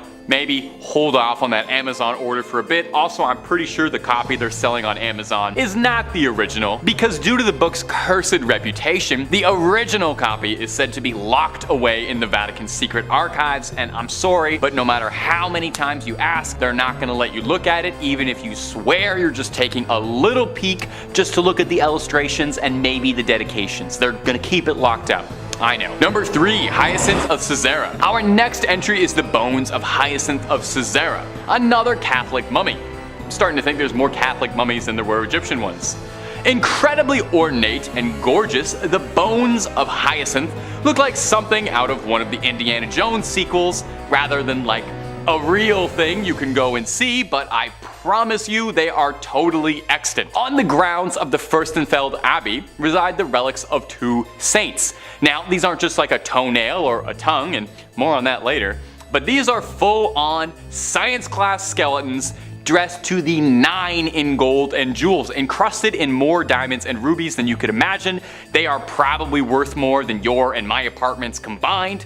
Old Hyacinth, Hisey, as he liked to be called by his friends, was an obscure martyr from the early days of Christianity, slain by the Romans for his faith. We know precious little about him today, but we know that his name appears in a list of martyrs from the 4th century, which suggests that he used to be pretty important, and he was popular enough to write his name down on a list, much like what I'm doing right now. Look at how history repeats itself like that. Isn't that fascinating? Now, Hyacinth's skeleton showed up at the Church of the Assumption in, I'm gonna excuse the pronunciation here, Fürstenfeldbruck near Munich at an unknown date. Did somebody just drop him off? Somebody just dumped a bag of bones on the front step like he's a baby you're giving up for adoption at the fire station? No more questions. The church was sacked by the Swedish army in the 17th century, and when it was rebuilt, they really went all out with the decor, going over the top, a little baroque, including a skeleton decked out in bling, looking like he is about to take over the skeleton rap scene. So that's Hyacinth, largely not remembered in life for any particular reason beyond being slain for his religion, and remembered forever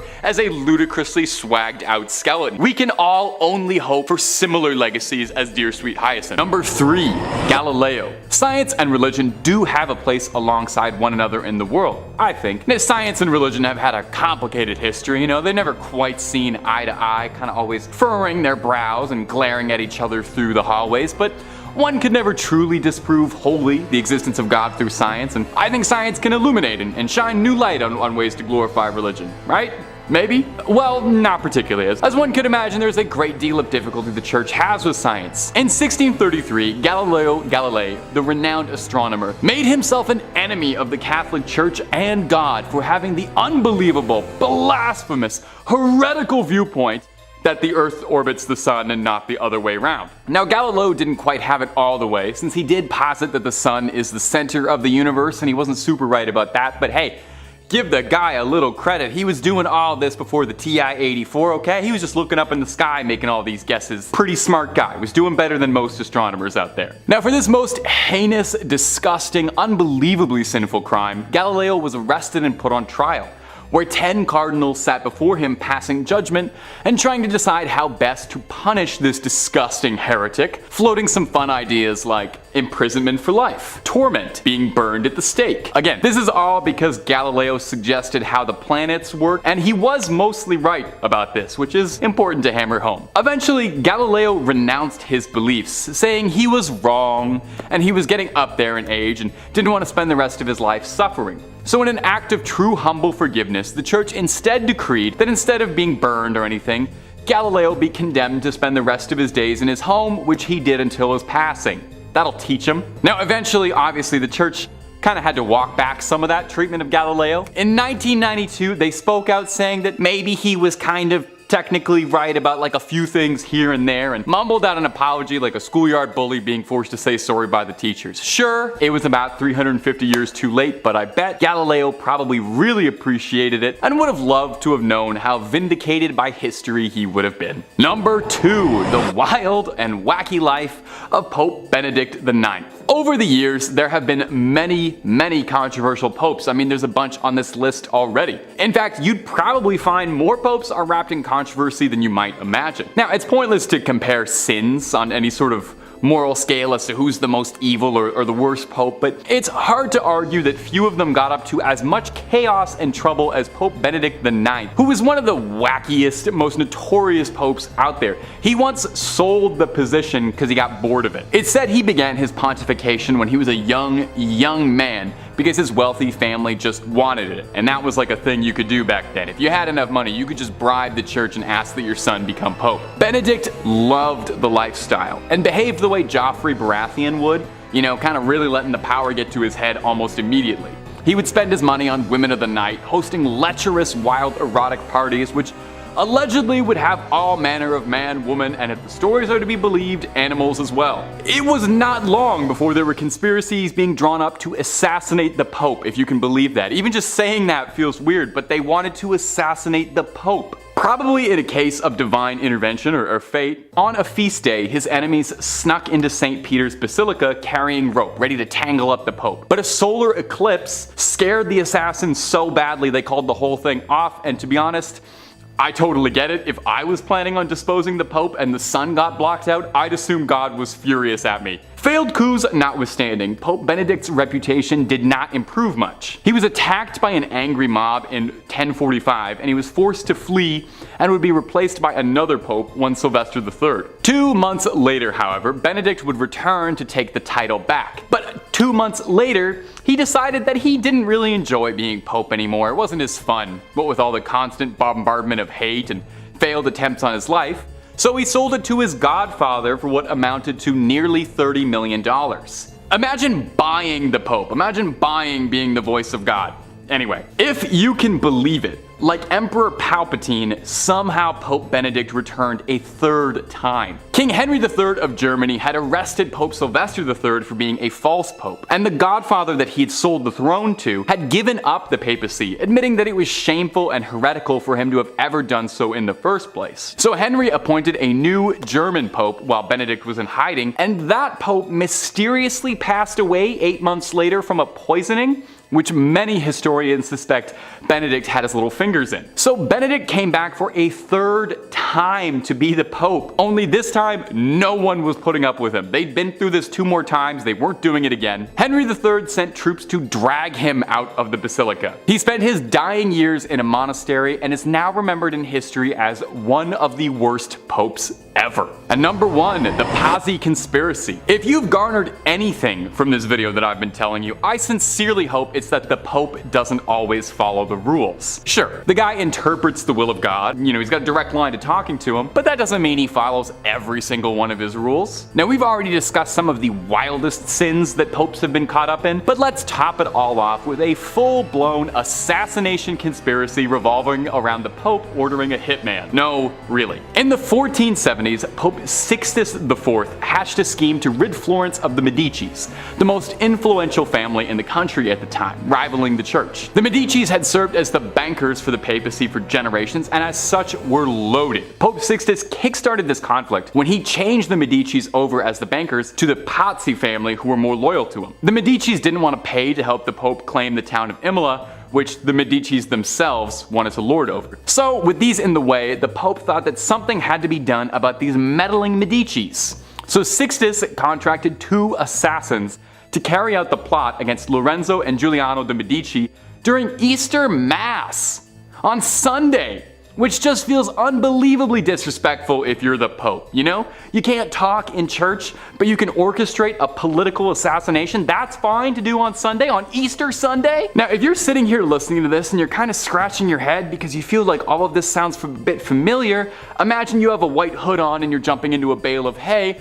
because this was a driving plotline in Assassin's Creed 2, where protagonist Ezio ends up helping out Lorenzo Medici a great deal. Yeah, no, the games were really inspired by true history, you know, save for a few extendo blades and boss fights against the Pope, but a lot of that stuff really did happen. History is just as weird as the video games make it out to be. Now, if you remember from Assassin's Creed 2, Giuliano was fatally slain, but Lorenzo survived and rallied support of Florence in a war against the church. Lorenzo picked off conspirators and then sailed to Naples to meet King Ferdinand to discuss a peaceful solution to the bubbling war. There's a reason they called him Il Magnifico. This guy was great at strategy. In the end, the plot failed drastically because all it really did was cement people's support to Lorenzo Medici. People loved the fact that he survived an assassination. They made a medal commemorating this for him, and it brought shame to Pope Sixtus. Number 5, a time machine. Among the many conspiracies about what goods are hidden inside the Vatican's secret archives, one of the more popular and reoccurring ones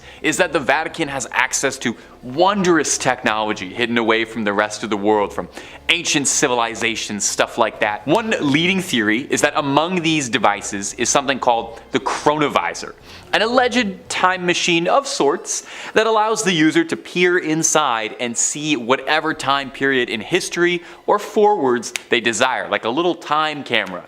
Doctor Who would love it. One Italian monk, one Pellegrino Ernetti, claimed that he developed the chronovisor at some point during the 1950s with a team of 12 esteemed scientists who all wished to remain anonymous in the process. I would put my name on that if I invented time travel, personally. I'd want people to know. The chronovisor is described as consisting of antennas and an unknown metal that's really good at looking through time, a little knob for tuning to a particular time and place, and a screen and recording device. Ernetti described that he and his team used this machine to view speeches by Mussolini and Napoleon, scenes from ancient Rome, and the crucifixion of Jesus Christ, which they allegedly tried to take a photo of. Now, obviously no one's seen the chronovisor. If such a device was to exist, it would naturally be pretty secretive. An Italian magazine in the 1970s claims that they found that image of Christ's crucifixion, the photo that was taken through time, only to discover that it was actually just a postcard. So this one's a bit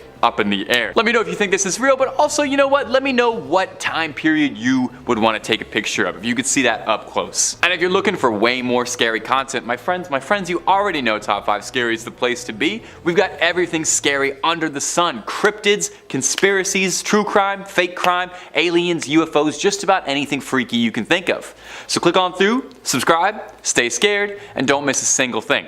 But keep watching this video too, okay? We worked hard on it. Number 4, the 3 secrets of Fatima. Over 100 years ago, 3 young people in Portugal from the town of Fatima claimed that they were visited by the Virgin Mary herself in a vision, and the Madonna shared with them wondrous prophecies and visions onto them. These visions, allegedly, were the Second World War, the rise and fall of communism, and the death of a pope. And these were referred to as the 3 secrets of Fatima. Very cool prophecy stuff. Now, story goes that the Madonna would visit these 3 shepherds every 6 months on the 13th day of each month on the dot. She was very punctual. Influenza would end up claiming the lives of 2 of these prophets, leaving only one to share messages with the world, and then only briefly too. Conspiracies and conspiracists state that the things the Virgin Mary told the shepherds weren't quite reported on accurately, and in truth, the church knows the real secrets that were bestowed upon the Fatimans, and that these were way too dangerous to be let out and had to be suppressed and controlled for fear of civil unrest, possibly pertaining to things that could damage the church's good reputation or change the nature of society as a whole. Maybe the answer as to whether or not that dress was white and black or gold and blue the whole time. An alternate conspiracy is that there were more secrets that the church knows about but refuses to share. Maybe 4 secrets of Fatima. That makes sense. They're called the secrets of Fatima, not the tell everybody's of Fatima. You want my theory? My conspiracy? Virgin Mary told those shepherds of Fatima the recipe for KFC and Coke, and the Vatican realized quickly that information is just too sensitive. That's gotta stay under wraps. Number 3, proof of aliens. Well, we already talked a little bit about some of the incredible technology that could be inside this archive.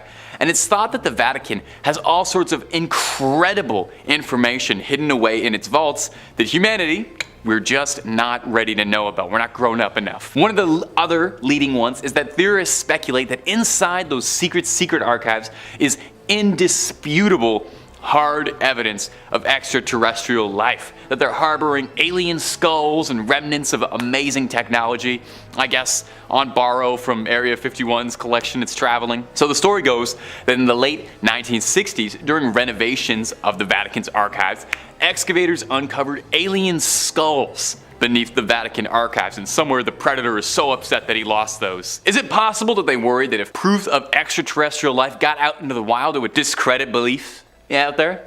It wouldn't be the first time. Galileo was famously locked up for his wild beliefs about the celestial bodies that would turn out to be fairly true.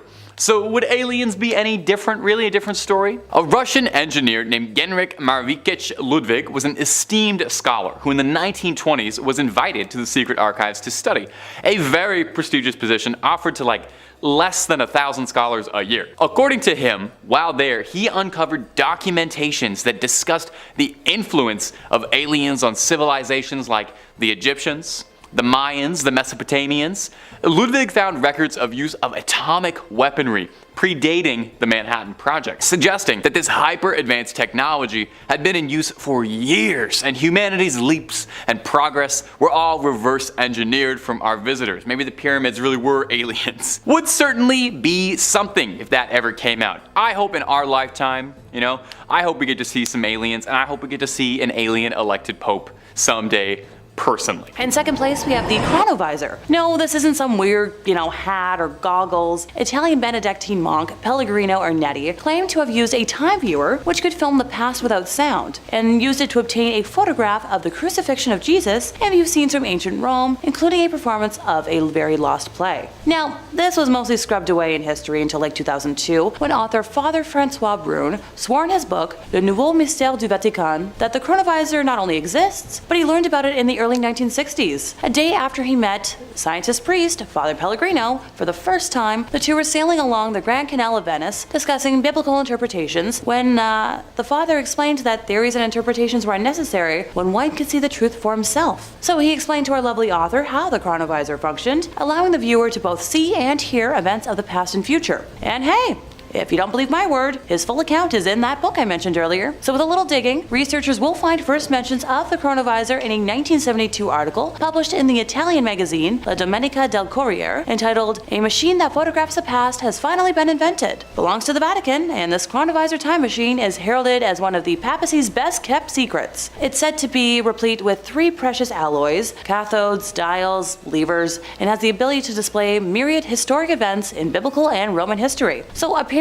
since it acts as some sort of television, it can verify all of this. Now, this time machine is claimed to have been invented in the 1950s by a dedicated and secret team of Italian scientists, including who I've already mentioned, Mr. Pellegrino himself. Critics may take credibility issues with the fact that he, eventually became a priest, but he was a scientist first. See, this critic doesn't take issue with that, more so that the Vatican is hiding a tool that could be used to help solve, unanswered crimes around the world and maybe help people. Imagine how many killings could be solved and how many families of lost people could have answers. Stop being selfish. In first place, we have the allegations from Arise Church. So an external review of Arise Church has called for its entire board to resign after reports from more than 500 current and former members, that include allegations of cult-like behavior, racism, SA, and conversion therapy came to light. So that report, compiled by a group called Pathfinding, which is, a consultancy firm for charitable organizations, was leaked to journalist David Ferrier, who revealed pretty damning allegations. The report was filled with experiences of, like I said, so many people involved with the church, which received nearly $15 million in donations the year before it was released. A 34-page summary of the investigation concluded it was undeniable that there had been significant hurts caused to people involved with Arise and egregious and systemic failures in governance over many years. And called for the board members to get the heck out. Arise Church senior pastor John Cameron did resign from his role following all these allegations, and Brent Cameron, pastor and brother of John, also resigned from his position around the same time. In a statement on its website, Arise said it was committed to safely share the stories of those who had participated and the report had been illegally obtained. Sure, whatever you say. The pathfinding report recommended a full independent review of the church's finances, including, how donations tagged for certain purposes are used in reality, and a review of policies around expenditure limits for senior leadership. It also recommended disallowing tithing by younglings, and for those who are unaware, it means giving a percentage of your earnings. There was pressure to donate money, and some felt pretty uncomfortable about comments made about their donations. And oh no, I wish I could swear right now. Underage people should not have to give a percentage of their earnings to anything if they're working. In total, 545 people completed submissions for the review, including folks from every campus across the country, past and present ministry school students, current and former members, staff, and past board members. They revealed harmful practices that had continued up until present day, and a very significant number of people had experiences that caused pain and hurt. A review found racist remarks were said from those preaching on the stage, with some staff being told to focus on white kids. When troubling behavior was experienced by members, they felt unable to speak up due to the pressure to say yes and please senior leaders amid an honor culture that had a strong focus on leadership rather than Jesus. This culture created favoritism among members, and leaders sometimes used derogatory nicknames over a period of months for some individuals. So the reviewers heard from people who were pressured to continue working despite illness or serious injuries, including broken bones and concussions, and the dangers people faced driving through the night on no sleep to meet expectations, and operating heavy machinery after 17 hours of duty. Reviewers heard reports of people at the church who were part of the LGBTQI+ community being subjected to conversion therapy and denied opportunities to serve because of their sin. And when I tell y'all I almost burst into tears when I first read that, as an openly bisexual woman, in today's day and age, I just want to scream whenever someone claims sexuality other than heteronormativity is an abomination or a choice that can be changed. People are born this way and that's their lives. Let them be. It's not going to hurt your existence. Arise Church has reported a loss of almost $2.8 million, and after all of the above came out last year, I couldn't be happier. The average number of people at physical Sunday services fell from 4,000 people to under 3,000, and virtual services were attended by an average of 700 people, down from over 1,000. Numbers also fell across the church's programs for children, which went down 28%, and young people, which was down 62%.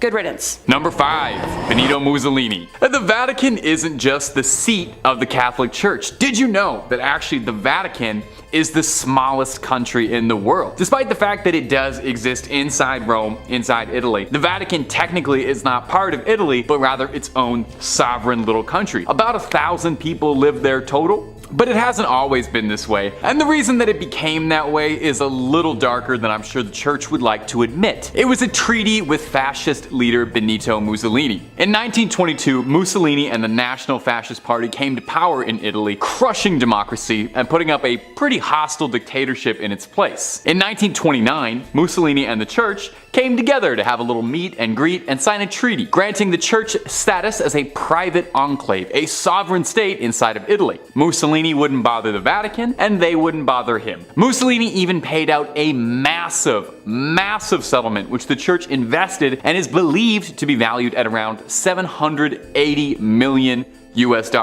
Alongside tax exemption and priests getting a nice salary from the Italian government. All of those benefits you can thank a fascist government for. Perhaps most illuminating, however, was a clause that protected the Vatican's dignity, meaning as part of their laws as a sovereign state, they were allowed to arrest and try anyone who criticized the people and the church. In exchange for signing this treaty, the Catholic Church publicly supported the fascist dictatorship and was recognized as Italy's official government. The Vatican's own newspaper printed shortly after the deal went down, "Italy has been given back to God and God to Italy." And they only have the support of someone who was involved in hundreds of thousands of deaths to thank. And if you're looking for way more strange, true things out of history, conspiracies about the Catholic Church, cryptids, aliens, and all sorts of freaky business, Top 5 Scary has all of that and then some. So click on through, hit subscribe, please make sure to hit that bell so you get everything and do not miss a single scream. But you do that at the end of this video, okay? We got way more Catholic Church secrets coming up. Number 4, the treacherous Pope Boniface. Let he who is without sin cast the first stone. This idea being that none of us are truly free of sin, and we're all born into this world natural sinners. Well, some people really take that idea and really run with it.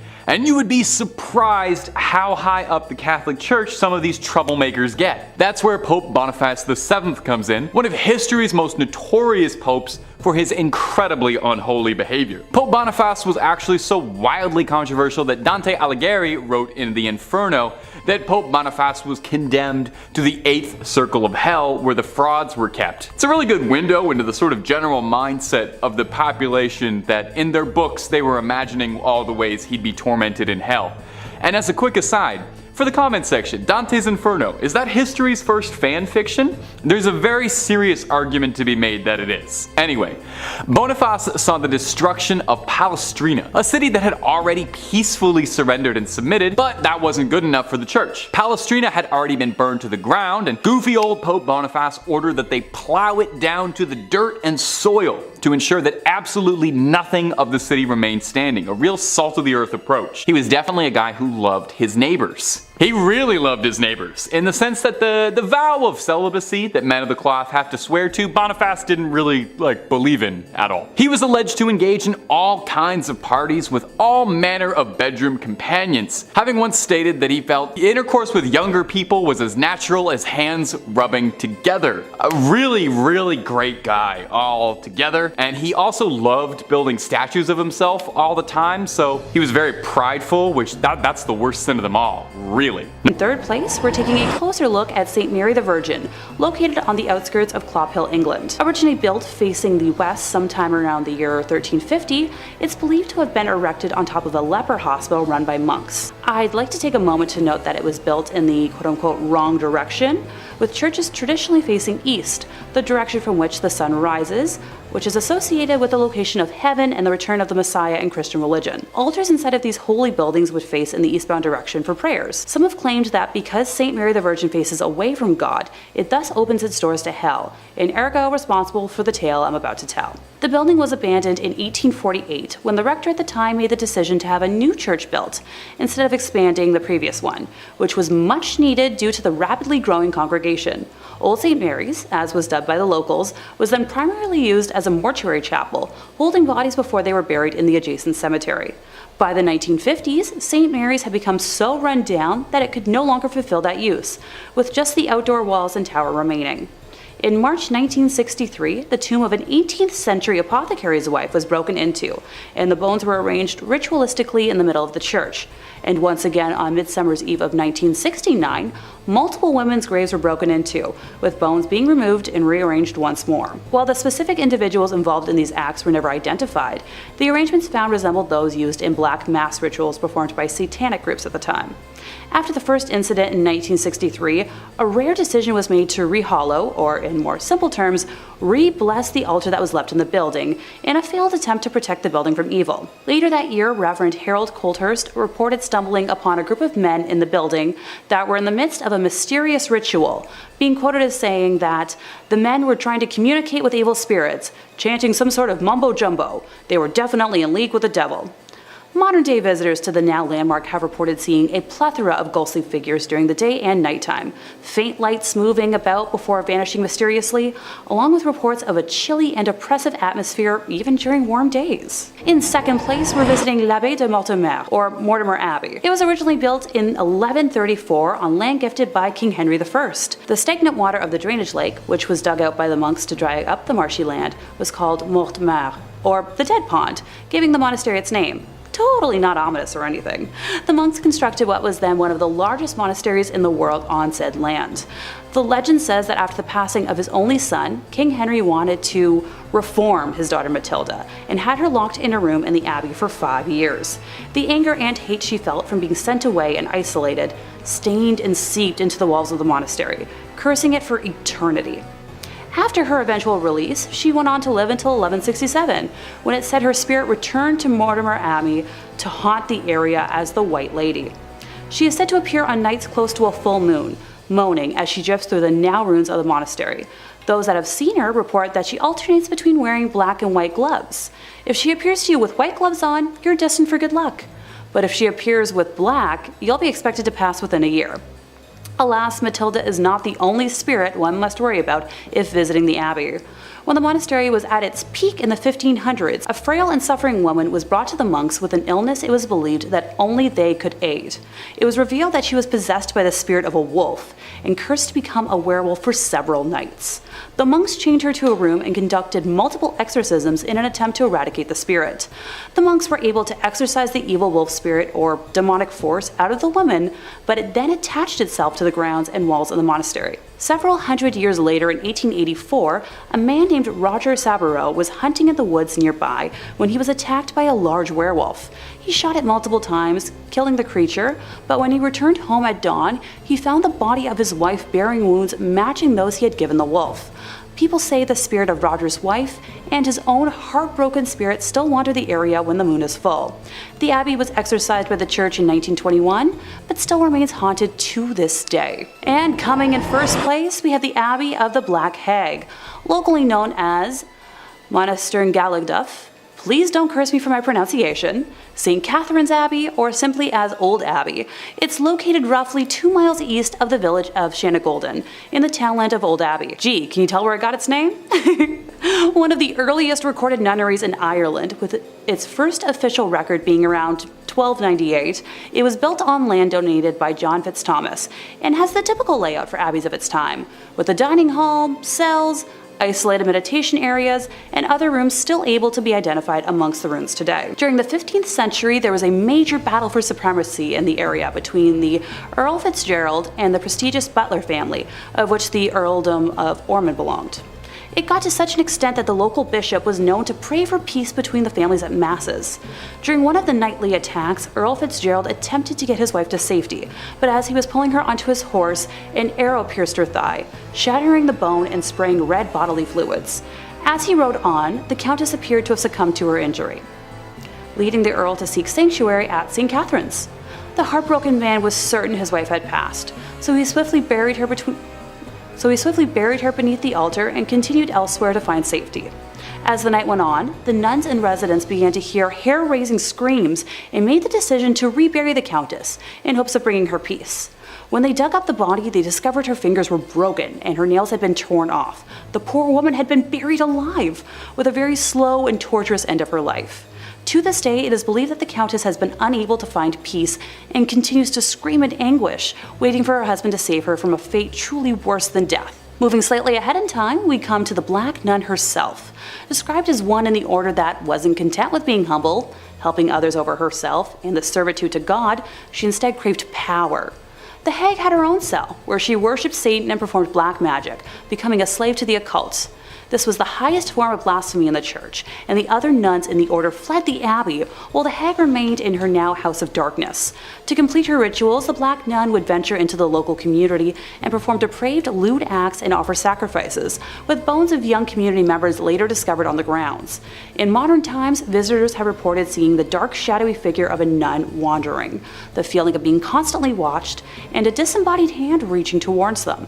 It has been reported that flashlights cannot function in the nun's cell, and modern batteries drain too quickly to have any sort of rational explanation. Number 4. Our next entry on the list today is going to be the Aquia Episcopal Church, and if you haven't said that, try saying that 10 times fast, I dare you. Located in picturesque Stafford, Virginia. The church has 200 years of history to it, which means it's also got approximately 200 years worth of ghost stories to study. When the church was first built way back when in the 18th century, it was stained by an unfortunate tragedy. You see, the surrounding areas were exhausted by war and the lack of resources, food, and money, and as such, brigands would take to the dark country roads to attack innocents during the night for whatever they had on them. Well, one young woman was hiding from a gang of highwaymen and marauders and sought out the church as a safe haven. Unfortunately, the bandits eventually caught up with her and she met an untimely end. Now, these men were never caught for their crime, and her body was not found for hundreds of years, left there to rot and decompose. And many believe that because of this, her spirit is tied to the church. And there have been several reports of hauntings ever since the discovery of those accursed bones. Visitors mention hearing footsteps frantically scattered around at night. These footsteps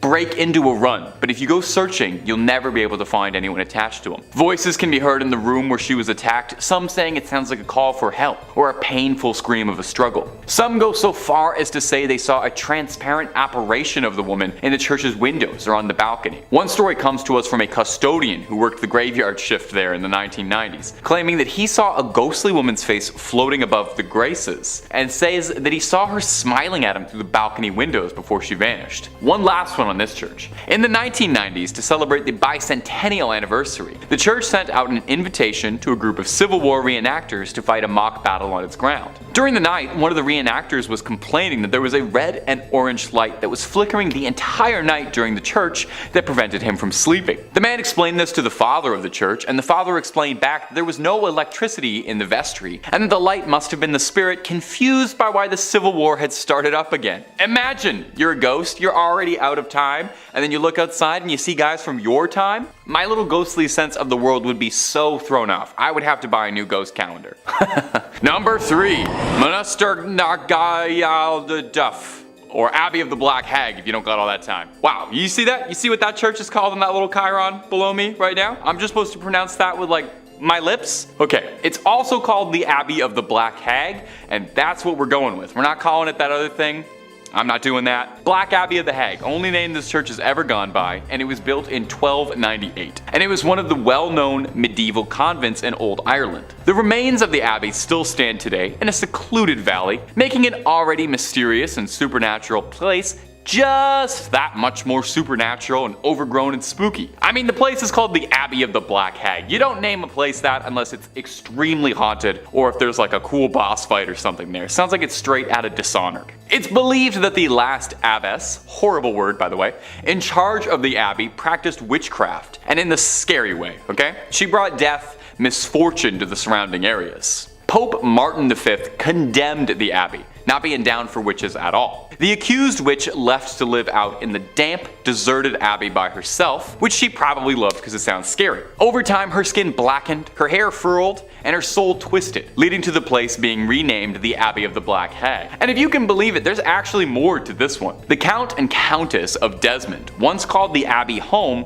when attempting to flee their attackers, where the Countess was fatally struck by an arrow and buried by her husband. But it wouldn't be the end of the Countess, because sightings of a ghostly figure around the ruins of the abbey were common, meaning someone eventually went to dig up that grave, finding worn out finger bones, meaning she was still alive when she was buried. It's said now that a woman's panicked shrieking can be heard in the early hours around the abbey. Number 2. The Borley Rectory. The Borley Rectory is an old London estate that has the unique distinction of being considered the most haunted building in the United Kingdom. No big deal or anything. Almost immediately after its construction, stories of hauntings started to creep out. One of the first local legends says that in the 12th century, a priest and a nun had a naughty little affair, and when they were discovered, the nun was bricked up and left to rot in the nearby church. Since then, they say that her spirit roams the rectory. In 1900, 4 daughters of the then estate owner all said that they saw a nun wandering around the estate late at night. They tried to talk to her, but got no response back, just a scary ghost stare. The family claimed they'd see this nun around the property, and on one occasion they thought they saw the spectral apparition of a horse-drawn carriage with a headless rider, some real Sleepy Hollow stuff. From there on, there was all these reports of bizarre sounds or strange shadows creeping out the corner of your eye. In 1927, the estate changed hands as the original family owning the estate had all passed on, and a new family, the Smiths, had moved in. Shortly after, they discovered a human skull in the cupboard in a brown bag. Which is not a great housewarming gift, to be honest. They reported poltergeist behavior, unexplained footsteps, lights flicking around them, and the same sightings of headless specters. Now, they only lasted 2 years, not being down for any of the hauntings or skulls in cupboards, any of that business. And the next family, the Foysters, didn't have much better luck. They had objects flying around their home, and on one occasion claimed their daughter was attacked by something truly horrible. They moved out as well. And the last owner of the rectory would be Captain Gregson, who accidentally lit the estate ablaze while unpacking, although insurance claims they think the fire was started intentionally, perhaps in a desperate attempt to cast away whatever evil has been trapped in the Borley Rectory for so long, or perhaps he unintentionally unleashed it out into the world. Time will tell. At number 1, Mortimer Abbey. Mortimer Abbey is a monastery in the forest of Lyons, France. A real old church built in 1134 on marshland, near the stagnant water of the drainage lake. The monks dug it out to try and dry the marshy land around the Fulbrock stream, which was called the Dead Pond. In French, Meltmal, which is where the name comes from. You can kind of hear it there. Mortimer, you know. Perhaps it's this history of being built on a dead pond is why Mortimer Abbey was doomed to be haunted. Now, the abbey flourished for centuries, but over time started to become claimed by the passage of time, and it fell into decline and disrepair. In the 17th century, there was an attempt to try and rebuild the abbey and recapture its former old glory, but the decline was already pretty present and had set in by that point, and by the time of the French Revolution, only 5 monks still remained in the abbey. Eventually, the abbey would collapse entirely and go private, and in 1863, the abbey would find itself in the hands of a rich Parisian family, the Delarue.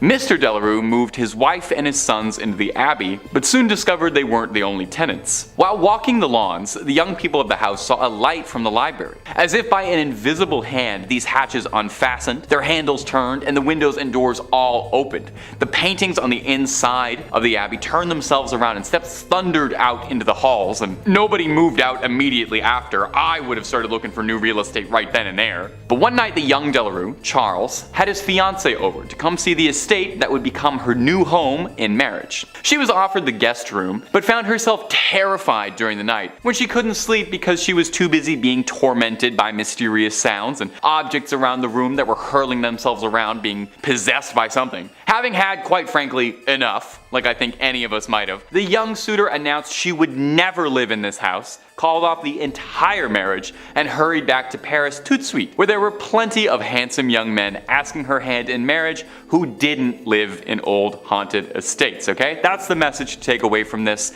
Get the love you deserve, and the love you deserve is not in a haunted house. Number 5, a close personal working relationship with Benito Mussolini. The Vatican isn't just the seat of the Catholic Church. It's also the smallest country in the world. Did you know that? Despite existing inside of Italy, the Vatican isn't part of Italy, but rather its own country, a little sovereign state. About 1,000 people live there total. But it hasn't always been that way, though. It wasn't founded as its own separate city. And the reason it became that way is a little darker than I'm sure the church would like to admit to: a treaty with infamous fascist leader Benito Mussolini. In 1922, Mussolini and the National Fascist Party came to power, crushing democracy and putting up a pretty hostile dictatorship in its place. In 1929, Mussolini and the church came together to meet and sign a treaty, granting the church the status as a private enclave, a sovereign state inside of Italy. The deal was, Mussolini wouldn't bother the Vatican, and they wouldn't bother him. Mussolini even paid out a massive settlement, which the church invested and is believed to have been valued at $780 million, alongside the church getting tax exemption status and priests getting a healthy salary from the Italian government. All of those benefits you can thank fascist leader Benito Mussolini for. Perhaps most illuminating, however, was a clause that protected the Vatican's dignity, so to speak, meaning as part of their laws as a sovereign state, they were allowed to arrest and try anyone who criticized the people and the church. In exchange for signing this treaty, the Catholic Church publicly supported the fascist dictatorship and was recognized as Italy's official government. The Vatican's own newspaper printed shortly after the deal went down, "Italy has been given back to God, and God to Italy." And they had the support of someone who was involved in hundreds of thousands of deaths to thank. Isn't that fun? And if you're looking for way more church conspiracies, old secrets, relics, all kinds of things, ghouls, goblins, aliens galore, Top 5 Scary has all of that and then some. Really, we'll do just about anything on this channel. I'm talking about the church right now. So hit subscribe, make sure you ring that little bell as well so you don't miss a single scream, but you do that at the end of this video, okay? Because I got 4 more church scandals coming up for you right now. Number 4, the Banquet of Chestnuts. Believe it or not, this might shock you, more than a few popes have been less than pious. You know, we'll go deeper later in the list, but several popes would be on the naughty list. Among them, Alexander VI, who you might know better as Rodrigo Borgia. Rodrigo was said to have some pretty bizarre hobbies, even by papal standards. He apparently loved to watch horses mate. That was apparently one of his favorite ways to spend an afternoon. Once or twice, sure, you know, we all get curious, Rodrigo, but frequently, I don't know, man. I don't know. Maybe you have to be there. Anyway, that's not even the most controversial thing the Borgias were involved in. Seriously, look up the Borgias after this video, there was a lot. One of the most infamous things Rodrigo got involved in was called the Banquet of Chestnuts, sometimes referred to a little more colloquially as the Joust of... I don't really think I can say this and stay in the family-friendly guidelines. The Joust of Women of the Night, if you know what I mean. Are you following? It's a word that they say in Game of Thrones a lot. And if you don't know what I'm talking about, maybe you're not old enough to be watching this channel. The joust that shall not be named wasn't quite a literal joust, although there was a great deal of thrusting and charging. Excuse me. Cesare Borgia, real-life Jaime Lannister and one-time Assassin's Creed Brotherhood villain, arranged a banquet in his chambers in the Vatican with 50 of the hardest-working courtesans of the time. They danced after dinner, then disrobed, and then the joust began. Rodrigo and his family gleefully threw chestnuts on the floor, forcing the women to grovel around their feet like swine. They offered prizes, clothes, jewelry, all sorts of baubles for the man who could fornicate with the most courtesans, that's pretty interesting. That's a pretty interesting event for the Pope to preside over. Think about the next time you're at an official church event in your community, like a bake sale or something. Just think about the other events the head of the Catholic Church and the voice that speaks to God was holding and participating in. Number 3, killing Joan of Arc over pants. Joan of Arc is a very familiar name to Catholics and, well, just about everybody. She's a pretty famous historical figure. You probably know her famously as a saint. You might recognize her as a force for feminism. I think she was in one of the Bill and Ted movies. Well, her status as a saint came a long time after some trouble she was embroiled in with the church, who at one time saw her as an enemy to their very ideals, going so far as to consider her their #1 enemy. In 1429, the young Joan of Arc believed that God had spoken out to her and helped instigate an uprising to get the English out of France. Very cool for the French people who wanted them gone, but some high-ranking influential members of the clergy who had ties to the English weren't terribly fond of this wild woman who was going around dressing like a man and claiming that God spoke to her and was kicking all of their friends out of the country. Somebody do something about this wild woman. When King Charles VII enjoyed Joan's help during the many battles against the English, when Joan was captured by English forces, she learned the true extent of his loyalty when he handed her over to the Catholic Church to stand trial for heresy. After all, she was claiming she talked to God, and only the Pope is supposed to do that. And worst of all, Joan of Arc was wearing pants. She was wearing pants while doing it like a man. So Joan was put on trial for heresy and denied counsel, which is against her rights. Saul Goodman would have been furious. Regardless, Joan kept her cool, rather famously, and is famed for her level head. Joan was found guilty of being a rebellious spirit who wore men's clothes, and for these indignations was burned alive at the stake in front of a cheering crowd. In 1456, some 25 years after her horrific death, King Charles VII felt kind of bad about that whole ordeal, ordered an investigation, and made her a martyr. It wasn't until 1920 that she was officially canonized as a saint. Think of it like a heavenly apology. I'm sure the water's fine, I'm sure the air is cool, no bad blood between Joan and the Catholic Church. I bet she's having a great time. I'm sure she appreciated it. Number 2, the tongue of Saint Padilla.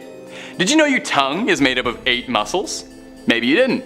Did you know that one of the most important relics to the Catholic Church is a dried up 8,000-year-old tongue that looks like beef jerky kept inside a golden helmet that looks like something out of a dark fantasy 80s movie? Well, now you do. And have you enjoyed how much of this list is mummified bodies in gold? Because I have. St. Anthony was said to be a jewel case of the Bible, making a name for himself with his apparently extremely inspirational sermons that won the Catholic Church many new members. People would flock in just to hear what St. Anthony was talking about. Apparently, he even got a bunch of ex-Christians to reform and rejoin the faith. He was apparently an incredibly accomplished public speaker, and I would say that he had a silver tongue, but we actually have proof of what color his tongue was because it's kept in a little glass jar. St. Anthony would pass away in 1231 from edema, a horrible disease that causes a buildup and blockage of fluid in the body's tissues. Now, some 30 years later, in 1263, he was exhumed and shocking the gravediggers who were doing it, while While his body had rotted and decomposed, his legendary tongue was still intact, as incorruptible as it had been in life, allegedly still wet with saliva. I wonder if he could still taste. Seeing it was a miracle, the gravediggers took his tongue alongside the bottom half of his jaw, and they are both displayed in the Basilica of St. Anthony of Padua in elaborate gold reliquaries. But honestly, it looks like something straight out of Warhammer 40k. Does no one think this is as odd as I do? Maybe I'm an outsider. I didn't grow up terribly Catholic, so I don't really know these imagery. I know the story behind it isn't terribly scary, but the image of this tongue and jaw inside a little glass helmet wrapped in gold looks like something I would ask an AI to make if I typed in nightmare. A tongue shouldn't look like that.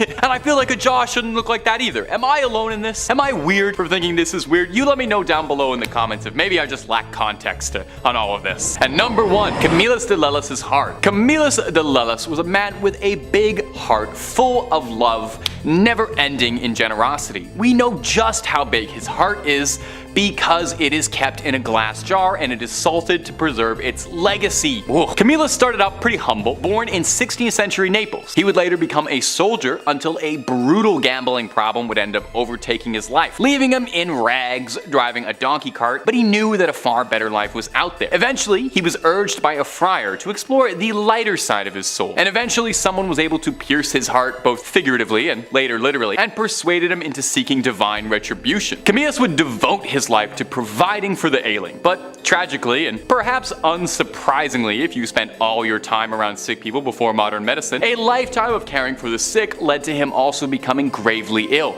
soaking up a litany of ailments, including a sore in his leg for 46 years, a rupture for 38 years, 2 callous sores in the sole of a foot, violent nephritic colics, intense kidney pain, and for a long time a loss of appetite. Now all of these things, working in tandem, would eventually claim Camillus, a man who gave his life to healing the sick. So post-mortem, he was canonized and thought of as the patron saint of the sick. And what better way, I ask, to venerate a man famous for his ever-giving heart than to cut his heart out like he was in the Temple of Doom and start salting his heart like it was beef jerky. You can go to St. Mary Magdalene's church in Rome to go see if his heart, put a stethoscope up to it, check if it's still beating, but it's pretty dried up and tucked away behind glass where you can go and pay your respects and see if it has any life left to bestow and maybe if it'll help you out with an illness at all. In 5th, we have the Most Holy Trinity Church in New York, built sometime between 1882 and 1885 on land that previously served as a graveyard until 1853. According to local rumors, not all of the bodies residing there were exhumed from the graveyard, and the spirits of those left behind still inhabit the grounds to this day. The church property covers an entire city block, and it is said that there are false closets leading to bricked-up doorways, tunnels, and random sub-basements throughout the church and convent. There are also mysterious passageways on the upper levels of the church, where legend says only priests are able to enter. The church's rectory was built in 1872 by its second pastor, Monsignor Michael May, who later passed in his room on the 2nd floor. Priests who live in the rectory have used that space for mainly a guest room ever since, as no one has ever been willing to live in it on an ongoing basis. Guests have experienced lights being switched off and on, hearing strange noises, and the sound of a person walking back and forth while trying to sleep. Phantom footsteps have also been heard on the staircases in the building, and dogs who were once kept as pets in the rectory would stare in a trance-like state down the basement stairs, as well as into the dining room when the building got cold. In 1897, a parish bell ringer named George Stell's life was taken in the vestibule of the church. Though there was a suspect in the case, a former parishioner who would later be executed for an unrelated ending of life, no one was ever convicted of the crime. The red fluids of Mr. Stell's, as well as the red handprint of the killer, is believed to still be on the wall in a stairway leading to the bell tower. George's ghost still roams the church and is believed to be the reason why the bells will ring suddenly, vowing not to leave until his death has been solved. Moving on to our 4th place position, we have the Aquia Church of Stafford, Virginia. While the congregation was established in 1711, the physical parish wasn't built until 1751. It was a gorgeous brick building built on a peaceful hilltop with a 2-story crucifix floor plan, which otherwise known as a cruciform, which was considered a rather unusual style for colonial churches. Aquia was built to replace 2 earlier sites of the Overwharton parish, which were constructed around 1680. The inside of the church burned down in 1754 and was not rebuilt until 1757. It was then shut down from the Revolutionary War until the Civil War due to lack of funding, before reopening as a stable, campsite, and hospital for Union forces. It was during this closure that a young blonde woman was traveling the dark country roads, rural Stafford County, when a group of highwaymen accosted her. This time period was full of exasperated uncertainty from the war, and with it a severe lack of resources, food, and money. Men would wait hidden on the side of roads to steal the valuables from people walking or riding by their hiding spots. She ran from the men to the sanctuary of the church, but was only able to hide for a little while before they broke inside and ended her life. Her body was hidden in the tower, and the men were never caught. It wasn't until after the Revolutionary War ended in 1775 and the church was ready to reopen for services that what was left of her was discovered. A skeleton with golden blonde hair that was as intact as if she had been freshly slain. The red fluid that spilled on the floor from her death was impossible to remove. Despite using every trick known to man, the stains remained in the tower for well over 100 years, until during a modern renovation when the redness was covered up by concrete. With the facility still being in use today, members of the church have mentioned hearing footsteps walking around at all hours of the day and will break into a frantic run around the church at night, but no one is there. Noises can be heard in the empty tower, with some saying it sounds like a struggle, others describing a groan, whistle, or even a call for help. Many have also mentioned seeing a transparent woman in the church's windows, on the balcony, or even in the graveyard, dubbing her Blonde Beth after the hair of the skeleton. In the 1900s, brave people would try to stay overnight at the church, but were chased away by what they described as an unfriendly presence. A custodian working in the graveyard saw a ghostly woman's face floating above the graves, while another man saw a woman smiling at him through the balcony windows before she vanished. In the middle of this creepy sandwich, Number 2. Buying redemption. Can man find redemption? Can the weight of our sins be undone? Can a person truly change his course? Can an evil man become good? These lofty questions have dominated the hearts of man for years, inspiring countless great works of art and philosophical conundrum. At religion's heart is the concept of salvation and redemption, so it might strike you as more than a little bit bizarre that at one point in time, the Catholic Church was selling absolution for a price tag. Now, before we get into that, we need to talk quickly about an indulgence. No, not eating an extra large cheese pizza by yourself, but that is an indulgence of sorts. If you're like me and you've skipped Sunday Mass for the last 26 years, basically an indulgence in Catholic terms is sort of like a plan or a plea for absolving your sins. Something you have to do to absolve yourself. 30 Hail Marys, confession, that sort of stuff. In the early 15th century, after Pope Julius died, Pope Leo X would inherit the papacy. Leo loved the pleasures that came with being Pope. He loved the big hat. He loved spending lavishly. He loved voluptuous entertainment. He loved living like a king, not a pope. It took him 8 years to completely drain the Vatican's treasury, which other popes weren't really doing. So when St. Peter's Basilica was in the process of being rebuilt, they were plain out of money and needed a fundraiser. But instead of selling Girl Guide cookies door to door, Leo announced that anyone who contributed money to the church would be granted an indulgence. Now, an indulgence was supposed to be a path laid out by a church for your betterment, but it was hawked as if you were buying a sin redemption ticket, like a get out of hell free card. Dominican friar John Testel was named the Grand Commissioner of Indulgences in Germany. Overseeing indulgences was his only job. That's the only thing this guy did to give you a sense of how many people were doing this. He sold absolution for future sins you were planning to commit later. Pay a small fee, and if you kill a guy next week, totally fine. God says it's okay. Now, this probably worked pretty decent if you had a bit of coin, but if you were an average person, a serf like me, perhaps, you did your best to prepare for an eternity in hell. Salvation was just another pleasure the rich had, and hell is where us poors go. Unsurprisingly, someone got very upset about this new stance from the church. He was pretty upset about this. His name was Martin Luther, and he passive-aggressively left a note on some doors like an upset roommate, and I can't remember if anything ever came out of that, if anything ever happened to him in history. It's lost to time. It's probably unimportant. Number 1, the plot of Assassin's Creed 2 was real. If you've garnered anything from this video, I sincerely hope it's that the Pope oftentimes does not follow the rules. Yes, the guy interprets the will of God, and he's got a direct phone line to him directly, but that doesn't mean he has to follow every single one of his rules. We've already discussed some truly wild sins, horse mating, chestnut parties, spending money, but let's top it all off with the biggest one, a full-blown assassination conspiracy revolving around a pope ordering a hitman. And you just sit on that for a second. In the 1470s, Pope Sixtus IV hatched a scheme to rid Florence of the Medicis, who was the most influential family in the country at the time, with such power that they rivaled the church. The Medicis had served as the bankers for the papacy for generations, and as such were absurdly wealthy. Pope Sixtus kickstarted this conflict when he swapped the Medicis as the papal bankers to the Pazzi family. Oh, no. The Medicis didn't want to fund the Pope's claim of the town of Imola, which the Medicis wanted to claim for themselves to lord over. So, something had to be done about these meddling Medicis. Pope Sixtus contracted 2 assassins to carry out the plot against Lorenzo and Giuliano de' Medici during Easter Mass on a Sunday, which just feels unbelievably disrespectful to me. If you're the Pope, I mean, ordering an assassin against anybody, morally gray, but doing it on Easter Mass? You're not even allowed to talk in church, but you can orchestrate a political assassin? I don't know. Now, if you're sitting listening to this and you're kind of wondering why some of this sounds vaguely familiar and you don't know why you recognize these names, it's because you might recognize this plotline in between jumping into bales of hay as being a major force in Assassin's Creed 2, where protagonist Ezio Auditore da Firenze ends up helping out Lorenzo Medici a great deal. Yes! The games were really inspired by true history, save for a few extendo blades and boss fights against the Pope.